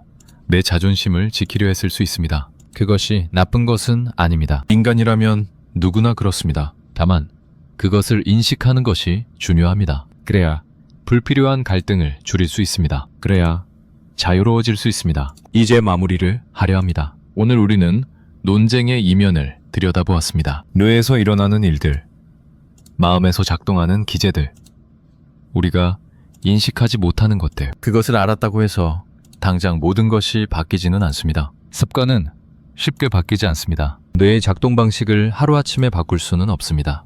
하지만 알고 있으면 다릅니다. 다음에 논쟁 상황이 왔을 때 잠깐이라도 멈출 수 있습니다. 아, 지금 내 뇌가 방어 모드에 들어가려 하는구나. 아, 지금 내가 확증 편향에 빠져 있을 수 있구나. 아, 지금 내가 상대를 바꾸려 하는 것은 상대를 위한 것만은 아닐 수 있구나. 그렇게 알아차리는 것만으로도 선택의 여지가 생깁니다. 자동으로 반응하는 대신 잠깐 멈추고 생각할 수 있습니다. 습관대로 가는 대신 다른 길을 선택할 수 있습니다. 그것이 변화의 시작입니다. 상대를 바꾸려 했던 그 마음은 정말 상대를 위한 것이었을까요? 논쟁을 내려놓는다는 것은 무엇일까요? 어떤 사람들은 그것을 포기라고 생각합니다. 싸움에서 물러나는 것, 자기 의견을 접는 것, 상대에게 지는 것. 그렇게 생각하면 내려놓는 것이 쉽지 않습니다. 아무도 지고 싶어 하지 않습니다. 아무도 포기하고 싶어 하지 않습니다. 하지만 내려놓는 것은 포기가 아닙니다. 그것은 선택입니다. 어디에 에너지를 쓸 것인가를 스스로 결정하는 것입니다. 무엇이 중요한지를 판단하고 그에 따라 행동하는 것입니다. 모든 것에 반응하는 것이 아니라 정말 의미 있는 것에만 반응하는 것입니다. 이 차이를 이해하면 내려놓는 것이 약함이 아니라 강함이라는 것을 알게 됩니다. 우리에게 주어진 에너지는 한정되어 있습니다. 물리적인 에너지도 그렇고 정신적인 에너지도 그렇습니다. 하루에 할 수 있는 일의 양은 정해져 있습니다. 감정적으로 감당할 수 있는 것도 한계가 있습니다. 그래서 우리는 선택해야 합니다. 무엇에 시간을 쓸 것인가? 무엇에 마음을 쓸 것인가? 무엇을 위해 감정을 소모할 것인가? 이 선택이 우리 삶의 질을 결정합니다. 모든 것에 에너지를 쓰려고 하면 금방 바닥납니다. 중요하지 않은 것에 많은 에너지를 쓰면 정작 중요한 것에 쓸 에너지가 남지 않습니다. 그래서 현명한 사람은 에너지를 아끼는 법을 압니다. 어디에 쓰고 어디에 쓰지 않을지를 구분합니다. 논쟁도 마찬가지입니다. 모든 논쟁이 같은 가치를 가지는 것은 아닙니다. 어떤 논쟁은 꼭 필요합니다. 중요한 가치를 지키기 위해, 잘못된 것을 바로잡기 위해, 누군가를 보호하기 위해 싸워야 할 때가 있습니다. 하지만 대부분의 논쟁은 그렇지 않습니다. 지금 생각하면 별것 아닌 일이었습니다. 굳이 그렇게까지 할 필요가 없었습니다. 그 에너지를 다른 곳에 썼으면 더 좋았을 것입니다. 살아오면서 우리는 많은 것을 위해 싸웠습니다. 어떤 것은 정말 중요한 것이었습니다. 가족을 위해, 사랑하는 사람을 위해, 옳다고 믿는 것을 위해 싸웠습니다. 그런 싸움에는 의미가 있었습니다. 후회가 없습니다. 하지만 어떤 것은 그렇지 않았습니다. 사소한 자존심 때문에 싸웠습니다. 별것 아닌 의견 차이로 다퉜습니다. 지금 돌아보면 왜 그랬는지 이해가 안 되는 것들이 있습니다. 그때는 그것이 중요해 보였습니다. 반드시 내 말이 맞다는 것을 증명해야 할 것 같았습니다. 물러서면 지는 것 같았습니다. 하지만 시간이 지나고 보니 그렇지 않았습니다. 물러섰어도 아무 일도 없었을 것입니다. 내 말이 맞다는 것을 증명하지 못해도 괜찮았을 것입니다. 오히려 그 에너지를 아꼈으면 관계가 더 좋았을 것입니다. 불필요한 상처가 없었을 것입니다. 그런 후회가 쌓이면 우리는 조금씩 변하게 됩니다. 나이가 든다는 것은 무엇일까요? 단순히 세월이 흐르는 것만은 아닙니다. 경험이 쌓이는 것입니다. 실패해서 배우는 것입니다. 무엇이 중요하고 무엇이 중요하지 않은지를 알아가는 것입니다. 젊을 때는 모든 것이 중요해 보입니다. 작은 일에도 크게 반응합니다. 사소한 것에도 마음을 씁니다. 그것이 젊음의 열정이기도 합니다. 그 에너지가 있기에 새로운 것을 시도하고 도전하고 성장합니다. 하지만 살다 보면 알게 됩니다. 모든 것에 반응할 필요가 없다는 것을, 모든 것이 중요한 것은 아니라는 것을, 어떤 것은 그냥 지나가게 두어도 된다는 것을, 어떤 싸움은 하지 않는 것이 이기는 것이라는 것을. 이것은 체념이 아닙니다. 지혜입니다. 한정된 에너지를 어디에 쓸지를 아는 것입니다. 정말 중요한 것을 위해 힘을 아끼는 것입니다. 불필요한 곳에서 소모하지 않는 것입니다. 동양의 옛 현인들은 이것을 잘 알고 있었습니다. 노자는 물을 이야기했습니다. 물은 다투지 않습니다. 높은 곳에서 낮은 곳으로 흐릅니다. 막히면 돌아갑니다. 강하게 밀어붙이지 않습니다. 그런데 세상에서 물보다 강한 것은 없습니다. 바위도 물 앞에서는 깎여 나갑니다. 시간이 지나면 물이 이깁니다. 노자가 말하고자 한 것은 무엇일까요? 강함은 밀어붙이는 것이 아니라는 것입니다. 진정한 강함은 유연함에 있습니다. 다투지 않으면서도 결국 자기 길을 가는 것. 그것이 물의 방식입니다. 논쟁도 마찬가지입니다. 모든 것에 맞서 싸우는 것이 강한 것이 아닙니다. 때로는 물러서는 것, 때로는 흘려보내는 것, 때로는 돌아가는 것.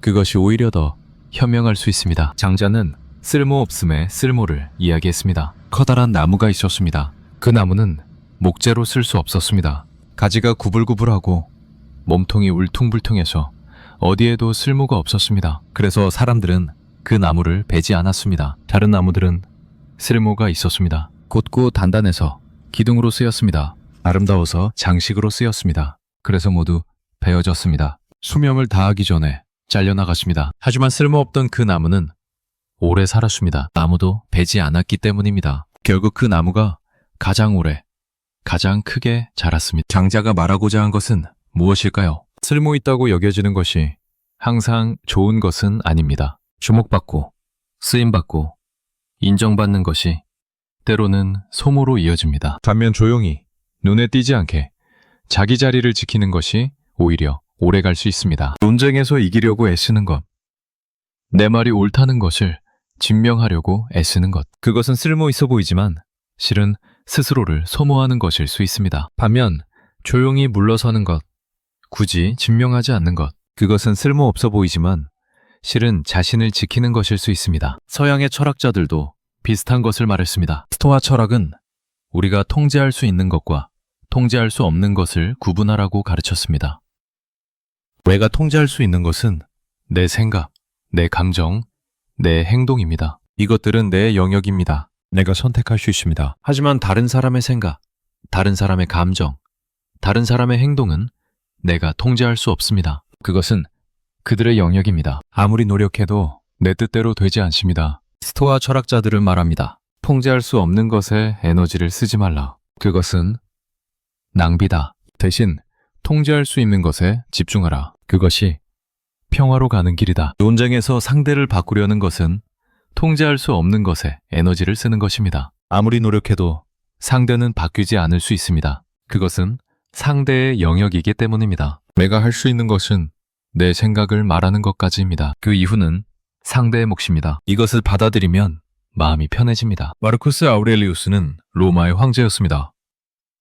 그는 세상에서 가장 큰 권력을 가진 사람 중 하나였습니다. 원하면 무엇이든 할 수 있었습니다. 명령 한마디로 수많은 일을 바꿀 수 있었습니다. 하지만 그가 남긴 글에는 권력에 대한 이야기가 별로 없습니다. 대신 자기 자신에 대한 이야기가 많습니다. 자기 감정을 다스리는 것, 자기 생각을 정리하는 것, 자기 행동을 성찰하는 것, 그는 알고 있었습니다. 아무리 큰 권력이 있어도 다른 사람의 마음은 바꿀 수 없다는 것을, 진정으로 다스릴 수 있는 것은 자기 자신뿐이라는 것을. 그래서 그는 명상록에 이렇게 썼습니다. 다른 사람이 어떻게 행동하는지는 중요하지 않다. 중요한 것은 내가 어떻게 행동하는가이다. 이 말은 논쟁에도 적용됩니다. 상대가 어떻게 반응하는지는 내가 통제할 수 없습니다. 하지만 내가 어떻게 반응하는지는 내가 선택할 수 있습니다. 동서양의 지혜가 만나는 지점이 있습니다. 그것은 내려놓음입니다. 통제할 수 없는 것을 내려놓는 것, 바꿀 수 없는 것을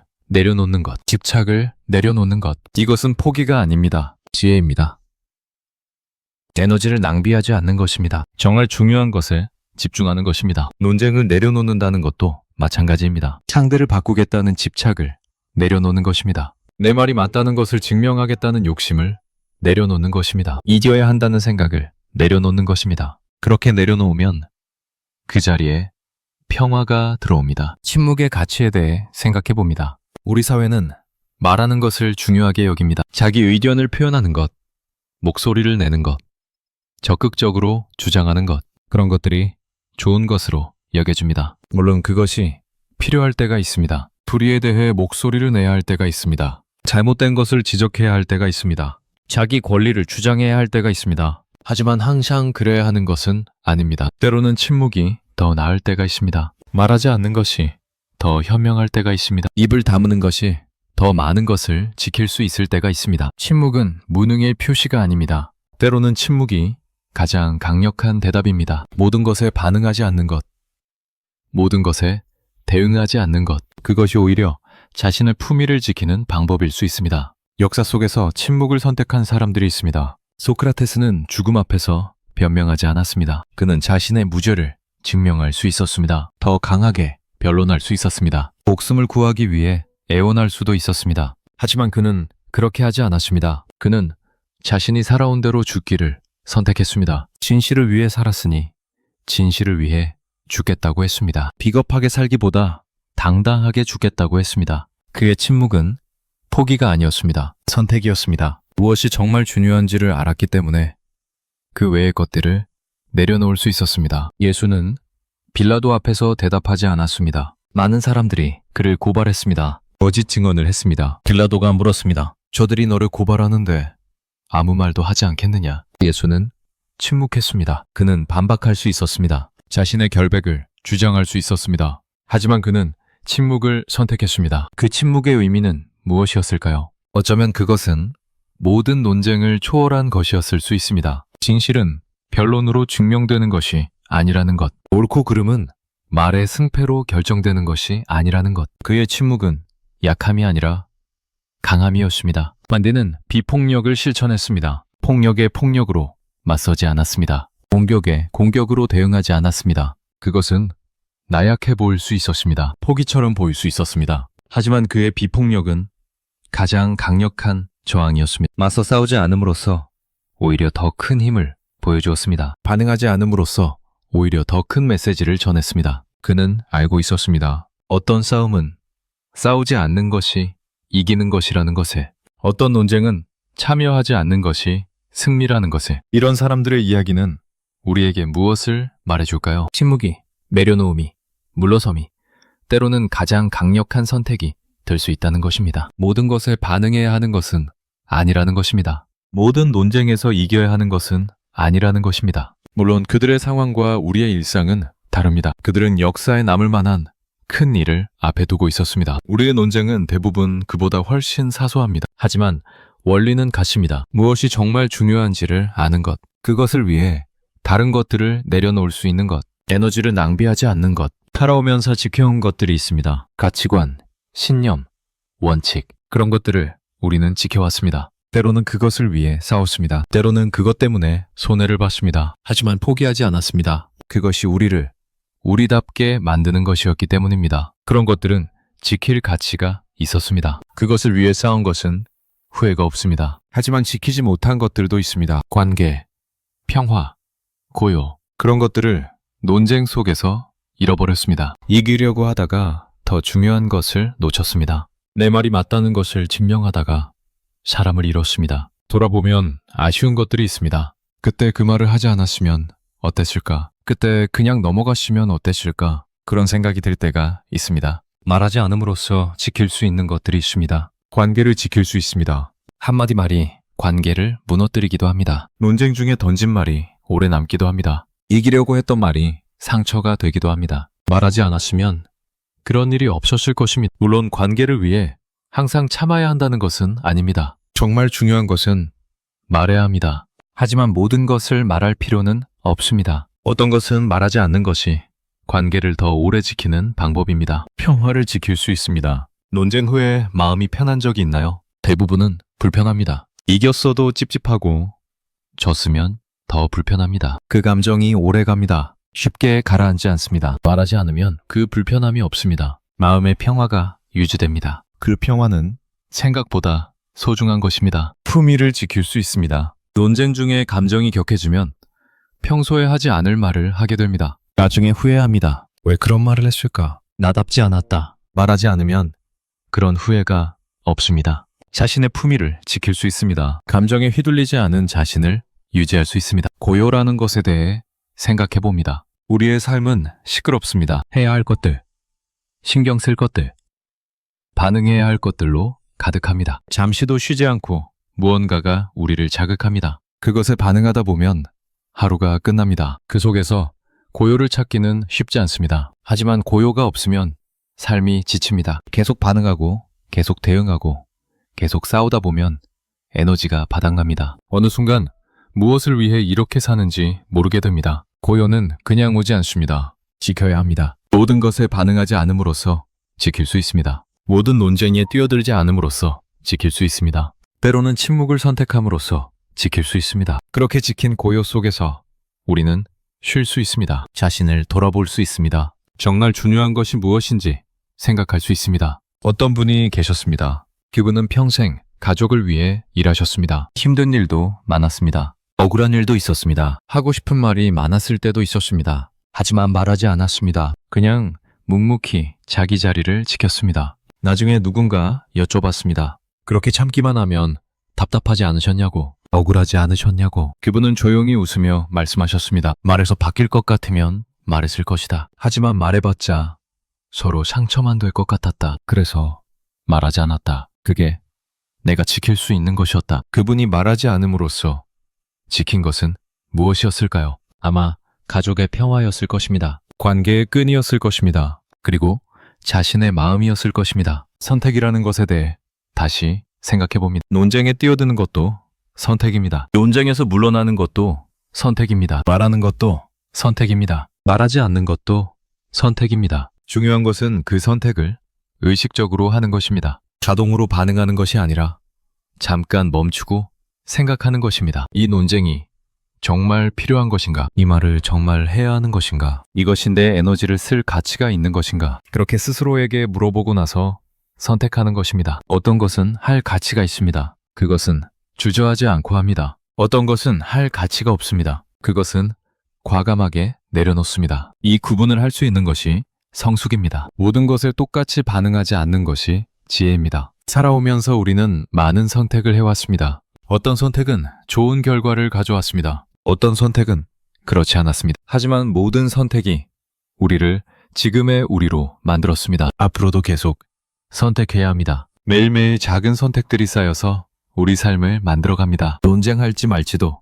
그런 선택 중 하나입니다. 말할지 말지도 그런 선택 중 하나입니다. 이 작은 선택들이 관계를 만들고 평화를 만들고 삶의 질을 만듭니다. 무심코 하지 않았으면 합니다. 자동으로 하지 않았으면 합니다. 한 번이라도 더 멈추고 생각해 보았으면 합니다. 이것이 정말 내가 원하는 것인가? 이것이 정말 내 에너지를 쓸 가치가 있는 것인가? 이것을 함으로써 내가 얻는 것과 잃는 것은 무엇인가? 에너지를 어디에 쓸 것인가? 이 질문은 결국 삶을 어떻게 살 것인가와 연결됩니다. 우리의 시간은 한정되어 있습니다. 에너지도 한정되어 있습니다. 그것을 어디에 쓰느냐에 따라 삶이 달라집니다. 불필요한 논쟁에 쓰면 그만큼 다른 곳에 쓸 것이 없어집니다. 중요하지 않은 것에 마음을 쓰면 그만큼 중요한 것에 쓸 마음이 없어집니다. 반대로 불필요한 것을 내려놓으면 여유가 생깁니다. 그 여유로 정말 소중한 것에 집중할 수 있습니다. 정말 사랑하는 사람들과 시간을 보낼 수 있습니다. 정말 의미 있는 일에 에너지를 쓸 수 있습니다. 돌아보면 우리는 많은 것을 해왔습니다. 성취한 것도 있고 실패한 것도 있습니다. 지킨 것도 있고 잃은 것도 있습니다. 기쁜 기억도 있고 아픈 기억도 있습니다. 그 모든 것이 우리의 삶입니다. 부정할 것도 없고 숨길 것도 없습니다. 하지만 앞으로는 조금 다르게 할 수 있습니다. 지금까지의 경험에서 배울 수 있습니다. 불필요한 곳에 에너지를 쓰지 않을 수 있습니다. 정말 중요한 것에 집중할 수 있습니다. 그것이 남은 시간을 더 의미 있게 사는 방법입니다. 말하지 않음으로써 지킬 수 있는 것들을 생각해 봅니다. 관계, 평화, 품위, 고요, 그런 것들이 떠오릅니다. 논쟁에서 이기는 것보다 더 소중한 것들입니다. 내 말이 맞다는 것을 증명하는 것보다 더 가치 있는 것들입니다. 물론 모든 상황에서 침묵이 답은 아닙니다. 말해야 할 때는 말해야 합니다. 싸워야 할 때는 싸워야 합니다. 그것은 여전히 중요합니다. 하지만 모든 상황이 그런 것은 아닙니다. 대부분의 상황에서 우리는 선택할 수 있습니다. 말할지, 말하지 않을지, 논쟁할지, 물러설지. 그 선택이 우리 삶을 만들어갑니다. 지금 이 순간 우리 앞에는 남은 시간이 있습니다. 그 시간을 어떻게 쓸 것인가는 우리가 선택할 수 있습니다. 무엇에 에너지를 쓸 것인가도 우리가 결정할 수 있습니다. 불필요한 논쟁에 쓸 수도 있고 소중한 관계에 쓸 수도 있습니다. 상대를 바꾸려는데 쓸 수도 있고 자신을 돌보는데 쓸 수도 있습니다. 시끄러운 다툼에 쓸 수도 있고 고요한 평화에 쓸 수도 있습니다. 선택은 우리의 것입니다. 그리고 그 선택의 결과도 우리의 것입니다. 살면서 지켜온 것들이 있습니다. 앞으로도 지키고 싶은 것들이 있습니다. 그것을 위해 어떤 것은 말해야 합니다. 하지만 어떤 것은 말하지 않아야 합니다. 그 구분을 할 수 있는 것이 지혜입니다. 말하지 않음으로써 지킬 수 있는 것이 있다면 그것은 침묵의 가치를 아는 것입니다. 내려놓음으로써 얻을 수 있는 것이 있다면 그것은 선택의 지혜를 아는 것입니다. 말하지 않음으로써 지켜낸 것이 있으신가요? 여기까지 오셨습니다. 긴 이야기였습니다. 논쟁에 대해, 설득에 대해, 말과 침묵에 대해 여러 방향에서 생각해 보았습니다. 때로는 마음이 무거웠을 수도 있습니다. 때로는 고개가 끄덕여졌을 수도 있습니다. 어떤 부분에서는 누군가의 얼굴이 떠올랐을 수도 있습니다. 그 모든 것이 자연스러운 것입니다. 이제 마무리를 하려 합니다. 하지만 결론을 내리려는 것은 아닙니다. 무엇을 해야 한다거나 어떻게 살아야 한다거나 그런 말을 하려는 것이 아닙니다. 그냥 조용히 앉아서 함께 생각해 보려 합니다. 우리는 오는 하루도 많은 말을 했습니다. 아침에 눈을 뜨고 잠들기까지 수많은 말들이 우리 입에서 나왔습니다. 필요한 말도 있었고 습관적인 말도 있었습니다. 진심을 담은 말도 있었고 그냥 흘려보낸 말도 있었습니다. 그 모든 말들이 모여서 하루를 만들었습니다. 그런데 가끔 이런 생각이 듭니다. 오늘 내가 한 말 중에서 정말 필요했던 말은 얼마나 될까? 하지 않아도 되었을 말은 얼마나 될까? 곰곰이 돌아보면 하지 않아도 되었을 말이 생각보다 많았을 수 있습니다. 그것이 나쁜 것은 아닙니다. 인간은 말하는 존재입니다. 말을 통해 연결되고 말을 통해 관계를 맺고 말을 통해 살아갑니다. 모든 말이 꼭 필요해서만 하는 것은 아닙니다. 그냥 하고 싶어서 하는 말도 있습니다. 그것도 자연스러운 것입니다. 다만 가끔은 돌아볼 필요가 있습니다. 내가 하는 말들 중에서 나를 힘들게 하는 말은 없는지, 관계를 어렵게 만드는 말은 없는지, 불필요한 에너지를 소모하게 하는 말은 없는지. 말에는 무게가 있습니다. 가벼운 말도 있고 무거운 말도 있습니다. 어떤 말은 하고 나면 마음이 가벼워집니다. 꼭 해야 했던 말, 전하고 싶었던 마음, 그런 것들은 말하고 나면 시원합니다. 하지만 어떤 말은 하고 나면 마음이 무거워집니다. 굳이 하지 않아도 되었을 말, 감정에 휩쓸려 한 말, 후회가 남는 말, 그런 것들은 말하고 나면 찝찝합니다. 그 무게가 오래갑니다. 우리는 그 차이를 알고 있습니다. 어떤 말을 하면 후회할 것이라는 것을 알면서도 하게 될 때가 있습니다. 그 순간에는 멈출 수가 없습니다. 감정이 앞서고 충동이 앞서고 그래서 말이 먼저 나갑니다. 하지만 나중에는 알게 됩니다. 그 말을 하지 않았어도 되었다는 것을, 그 말이 상황을 더 나쁘게 만들었다는 것을, 그 무게를 내가 지고 가야 한다는 것을. 말의 무게는 시간이 지나도 사라지지 않습니다. 오래전에 한 말이 아직도 마음에 남아있을 때가 있습니다. 그때 왜 그런 말을 했을까? 그때 그 말만 하지 않았어도 그런 생각이 문득문득 떠오릅니다. 그런데는 이미 잊었을 수도 있습니다. 아니 어쩌면 기억하고 있을 수도 있습니다. 어느 쪽이든 우리는 알 수 없습니다. 확인할 방법도 없습니다. 그래서 그 무게는 오롯이 우리의 것이 됩니다. 사과할 수 있으면 좋겠지만 상황이 허락하지 않을 때도 있습니다. 시간이 너무 많이 흘렀거나 관계가 이미 멀어졌거나 상대를 더 이상 만날 수 없거나 그런 경우에는 사과할 기회조차 없습니다. 그럴 때 우리는 그 무게를 안고 살아갑니다. 그것이 힘들 때도 있습니다. 하지만 그것이 인간입니다. 완벽하지 않기에 실수를 하고 실수를 했기에 후회를 하고 후회를 하기에 배우게 됩니다. 후회가 나쁜 것만은 아닙니다. 후회가 있기에 우리는 변할 수 있습니다. 같은 실수를 반복하지 않을 수 있습니다. 더 나은 선택을 할 수 있습니다. 다만 후회에 갇혀서 살 필요는 없습니다. 과거는 바꿀 수 없습니다. 그때 한 말은 이미 한 말입니다. 돌이킬 수 없습니다. 아무리 후회해도 그 순간으로 돌아갈 수 없습니다. 우리가 할 수 있는 것은 지금부터입니다. 지금 하는 말, 앞으로 하는 말, 그것은 우리가 선택할 수 있습니다. 과거의 후회를 교훈 삼아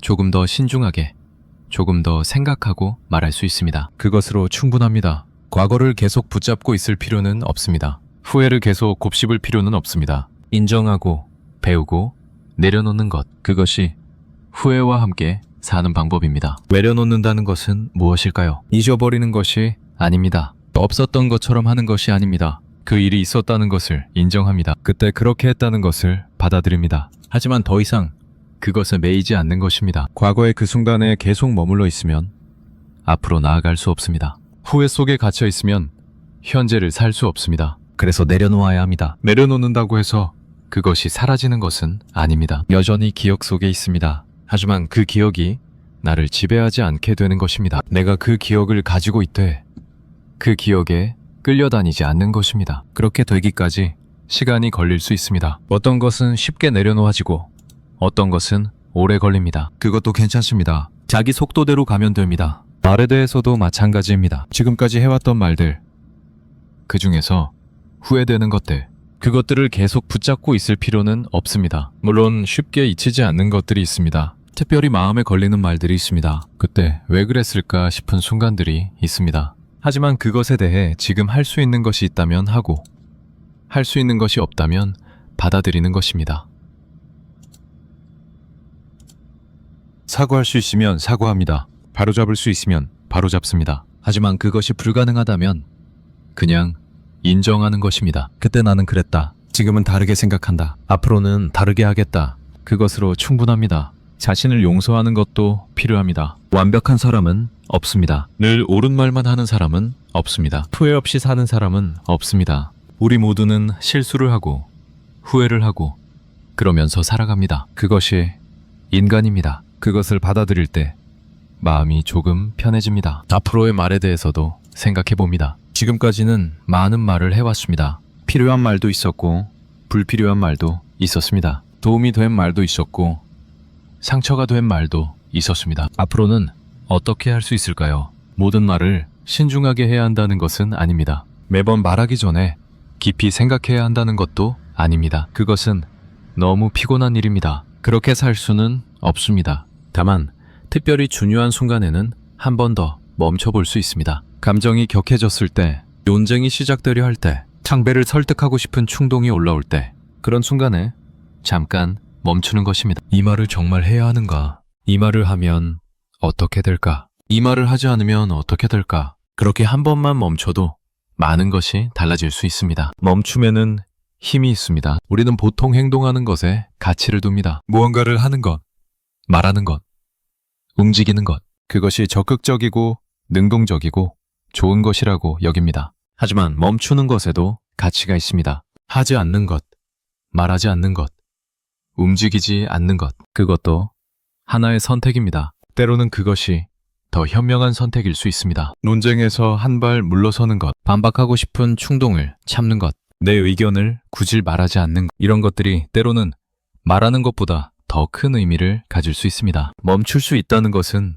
강함입니다. 충동에 휩쓸리지 않는다는 것입니다. 자동으로 반응하지 않는다는 것입니다. 선택할 수 있다는 것입니다. 그 강함을 기르는 것은 하루아침에 되지 않습니다. 연습이 필요합니다. 실패도 있을 것입니다. 하지만 조금씩, 천천히 나아질 수 있습니다. 고요라는 것에 대해 다시 생각해 봅니다. 우리의 삶은 소리로 가득 차 있습니다. 밖에서 들려오는 소리, 다른 사람들의 말소리, 그리고 우리 자신의 말소리까지 끊임없이 소리가 우리를 둘러싸고 있습니다. 그 속에서 고요를 찾기는 쉽지 않습니다. 하지만 고요는 밖에서 오는 것이 아닙니다. 안에서 만들어지는 것입니다. 시끄러운 환경에서도 마음이 고요할 수 있습니다. 조용한 환경에서도 마음이 시끄러울 수 있습니다. 고요는 외부의 조건이 아니라 내면의 상태입니다. 그 내면의 고요는 어떻게 만들어질까요? 불필요한 것을 내려놓을 때 만들어집니다. 모든 것을 반응하지 않을 때 만들어집니다. 알아야 한다는 강박에서 벗어날 때 만들어집니다. 논쟁을 내려놓을 때 거기에 고요가 들어옵니다. 설득을 포기할 때 거기에 평화가 들어옵니다. 상대를 바꾸려는 욕구를 놓을 때 거기에 자유가 들어옵니다. 고요는 비어있는 것이 아닙니다. 고요 속에는 많은 것이 있습니다. 생각할 여유, 느낄 여유, 존재할 여유, 그런 것들이 고요 속에 있습니다. 시끄러울 때는 그런 여유가 없습니다. 반응하느라 바쁩니다. 대응하느라 바쁩니다. 말하느라 바쁩니다. 그래서 정작 중요한 것을 놓치기 쉽습니다. 고요해질 때 비로소 보이는 것들이 있습니다. 지금까지 놓치고 있었던 것들, 바쁘게 살면서 잊고 있었던 것들, 소중한데 반연하게 여겼던 것들, 그런 것들이 고요 속에서 보이기 시작합니다. 그래서 고요는 필요합니다. 매일 큰 고요가 필요한 것은 아닙니다. 잠깐의 멈춤, 잠깐의 침묵, 잠깐의 쉼, 그것만으로도 충분할 때가 있습니다. 오늘 하루를 돌아봅니다. 아침부터 지금까지 많은 일들이 있었을 것입니다. 만난 사랑들, 나눈 대화들, 오간 말들, 그 모든 것이 모여서 오늘 하루를 만들었습니다. 그 중에서 마음에 남는 것이 있을 수 있습니다. 기분 좋았던 대화가 있을 수도 있고 마음이 무거워진 대화가 있을 수도 있습니다. 잘했다고 느끼는 말이 있을 수도 있고 후회되는 말이 있을 수도 있습니다. 어느 쪽이든 괜찮습니다. 오늘 하루도 최선을 다해 살았습니다. 완벽하지 않았을 수 있습니다. 실수도 있었을 수 있습니다. 하지만 그것이 오늘의 나였습니다. 내일은 또 다른 하루가 올 것입니다. 그때는 오늘과 다르게 할 수 있습니다. 오늘 배운 것을 내일 적용할 수 있습니다. 그렇게 조금씩 나아가면 됩니다. 삶은 긴 여정입니다. 하루하루가 모여서 한 달이 되고, 한 달이 모여서 1년이 되고, 1년이 모여서 인생이 됩니다. 그 긴 여정에서 우리는 수없이 많은 말을 하게 됩니다. 모든 말이 완벽할 수는 없습니다. 후회되는 말도 있을 것이고, 자랑스러운 말도 있을 것입니다.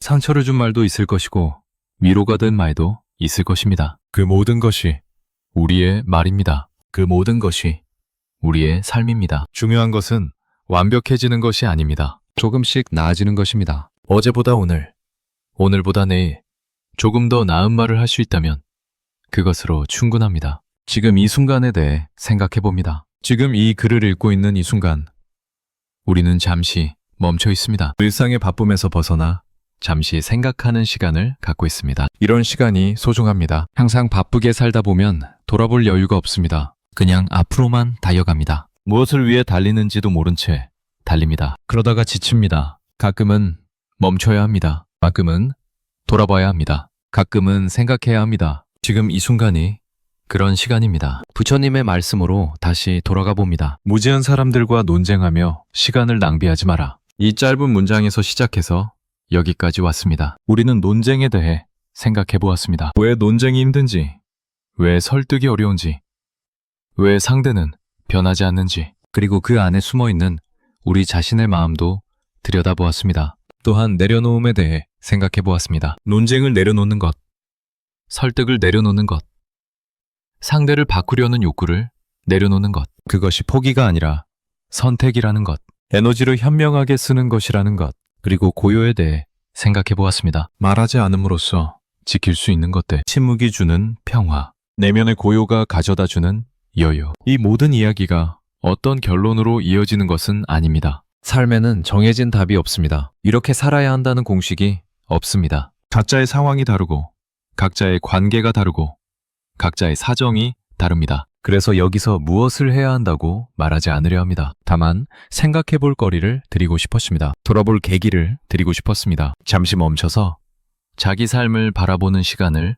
드리고 싶었습니다. 그 이유는 각자의 몫입니다. 어떻게 받아들이고 어떻게 적용할지는 각자가 결정할 일입니다. 변화는 천천히 일어납니다. 오늘 이 글을 읽었다고 해서 매일 갑자기 달라지는 것은 아닙니다. 습관은 쉽게 바뀌지 않습니다. 오랫동안 해왔던 방식을 하루아침에 바꾸기는 어렵습니다. 하지만 씨앗이 심어졌습니다. 지금은 보이지 않아도 언젠가 싹이 틀 수 있습니다. 오늘 생각했던 것들이 나중에 어떤 순간에 떠오를 수 있습니다. 그때 다르게 선택할 수 있을 수 있습니다. 그것으로 충분합니다. 당장 달라질 필요는 없습니다. 지금 바로 실천해야 한다는 부담을 가질 필요도 없습니다. 그냥 마음속에 담아두는 것만으로도 의미가 있습니다. 삶은 계속됩니다. 내일도 모레도 우리는 살아갈 것입니다. 사람들을 만나고 대화를 나누고 때로는 의견이 다르기도 할 것입니다. 그것이 삶입니다. 모든 논쟁을 피할 수는 없습니다. 모든 갈등을 없앨 수는 없습니다. 그것은 인간관계의 일부입니다. 다른 사람과 함께 살아가는 한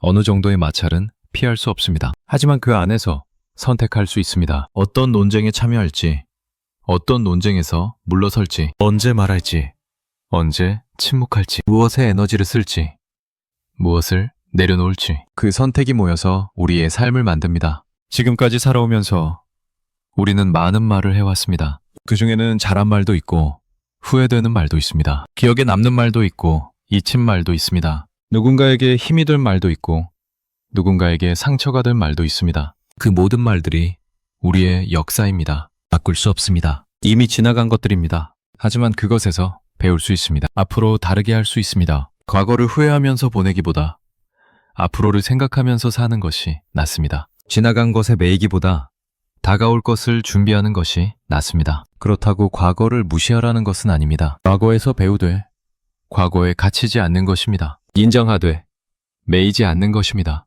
앞으로 얼마나 많은 말을 더 하게 될까요? 아무도 모릅니다. 하루하루가 선물입니다. 그 선물 같은 날들 속에서 우리는 계속 말을 하게 될 것입니다. 그 말들이 어떤 말이 될지는 우리의 선택입니다. 상처를 주는 말이 될 수도 있고 위로가 되는 말이 될 수도 있습니다. 갈등을 만드는 말이 될 수도 있고, 관계를 이어주는 말이 될 수도 있습니다. 후회가 남는 말이 될 수도 있고, 뿌듯함이 남는 말이 될 수도 있습니다. 매 순간 선택할 수 있습니다. 물론 항상 완벽한 선택을 할 수는 없습니다. 실수도 할 것입니다. 후회도 할 것입니다. 그것은 어쩔 수 없습니다. 인간이니까요. 하지만 의식하는 것과 의식하지 않는 것은 다릅니다. 생각하고 말하는 것과 생각 없이 말하는 것은 다릅니다. 조금이라도 더 의식하고 조금이라도 더 생각한다면 결과도 조금은 달라질 것입니다. 놓아줌에 대해 생각해봅니다. 우리는 많은 것을 붙잡고 삽니다. 생각, 감정, 기억,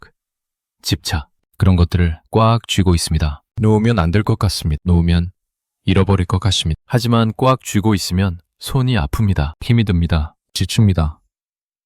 놓아주면 편해집니다. 물론 모든 것을 놓아줄 수는 없습니다. 놓아서는 안 되는 것들도 있습니다. 소중한 것, 지켜야 할 것, 포기하면 안 되는 것, 그런 것들은 붙잡아야 합니다. 하지만 모든 것이 그런 것은 아닙니다. 불필요하게 붙잡고 있는 것들이 있습니다. 놓아도 되는데 놓지 못하는 것들이 있습니다. 논쟁에서 이기려는 마음도 그런 것일 수 있습니다. 내 말이 맞다는 것을 증명하려는 욕구도 그런 것일 수 있습니다. 상대를 바꾸려는 집착도 그런 것일 수 있습니다. 그런 것들을 놓아주면 편해집니다. 그 자리에 고요가 들어옵니다. 말도 놓아줄 수 있습니다. 꼭 해야 할 것 같은 말, 참을 수 없을 것 같은 말, 하지 않으면 안 될 것 같은 말, 그런 말들을 놓아줄 수 있습니다. 놓아준다고 해서 내가 지는 것이 아닙니다. 놓아준다고 해서 상대가 이기는 것이 아닙니다. 그냥 그 말을 하지 않기로 선택하는 것입니다. 그 에너지를 다른 데 쓰기로 하는 것입니다. 어떤 말은 하지 않는 것이 더 낫습니다. 하고 나면 후회할 말,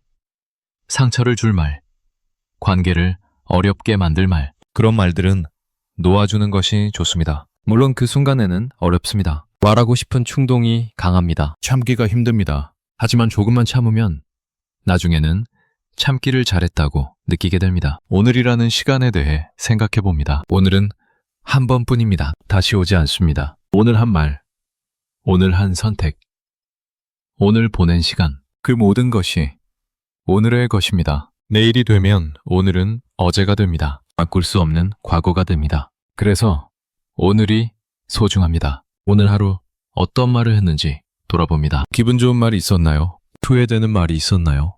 꼭 해야 했던 말이 있었나요? 하지 않아도 되었을 말이 있었나요? 그것을 돌아보는 것만으로도 의미가 있습니다. 자신을 알아가는 것이기 때문입니다. 다음에 더 나은 선택을 할 수 있게 해주기 때문입니다. 이제 정말 마무리를 하려 합니다. 긴 이야기였습니다. 함께 해주셔서 감사합니다. 결론을 내리지 않겠습니다. 무엇을 해야 한다고 말하지 않겠습니다. 어떻게 살아야 한다고 가르치지 않겠습니다. 다만 조용히 묻고 싶습니다. 오늘 하루를 돌아보면서 혹은 지금까지의 삶을 돌아보면서 문득 떠오르는 것이 있을 수 있습니다. 계속 마음에 걸려있던 말, 하려고 했는데 못한 말, 아니면 하지 않아도 되었을 말, 그 중에서 이제는 놓아주어도 될 것이 있을 수 있습니다. 꼭 해야 한다고 생각했는데 사실은 하지 않아도 되는 말, 반드시 전해야 한다고 생각했는데 사실은 전하지 않아도 되는 말, 상대가 들어야 한다고 생각했는데 사실은 내가 내려놓으면 되는 말, 그런 것이 있다면 오늘 놓아주어도 좋습니다. 놓아준다고 해서 무언가를 잃는 것이 아닙니다. 오히려 얻는 것이 있습니다. 마음의 평화, 내면의 고요, 관계의 여유, 그런 것들이 그 자리에 들어옵니다. 논쟁의 끝이 아니라 고요의 시작입니다. 싸움을 멈추는 것이 아니라 평화를 선택하는 것입니다. 포기하는 것이 아니라 내려놓는 것입니다. 그 선택은 언제든 할 수 있습니다. 지금도 할 수 있습니다. 오늘, 이 시간, 이 순간 조용히 자신에게 물어보시기 바랍니다. 오늘 더 이상 하지 않아도 될 말이 있으신가요?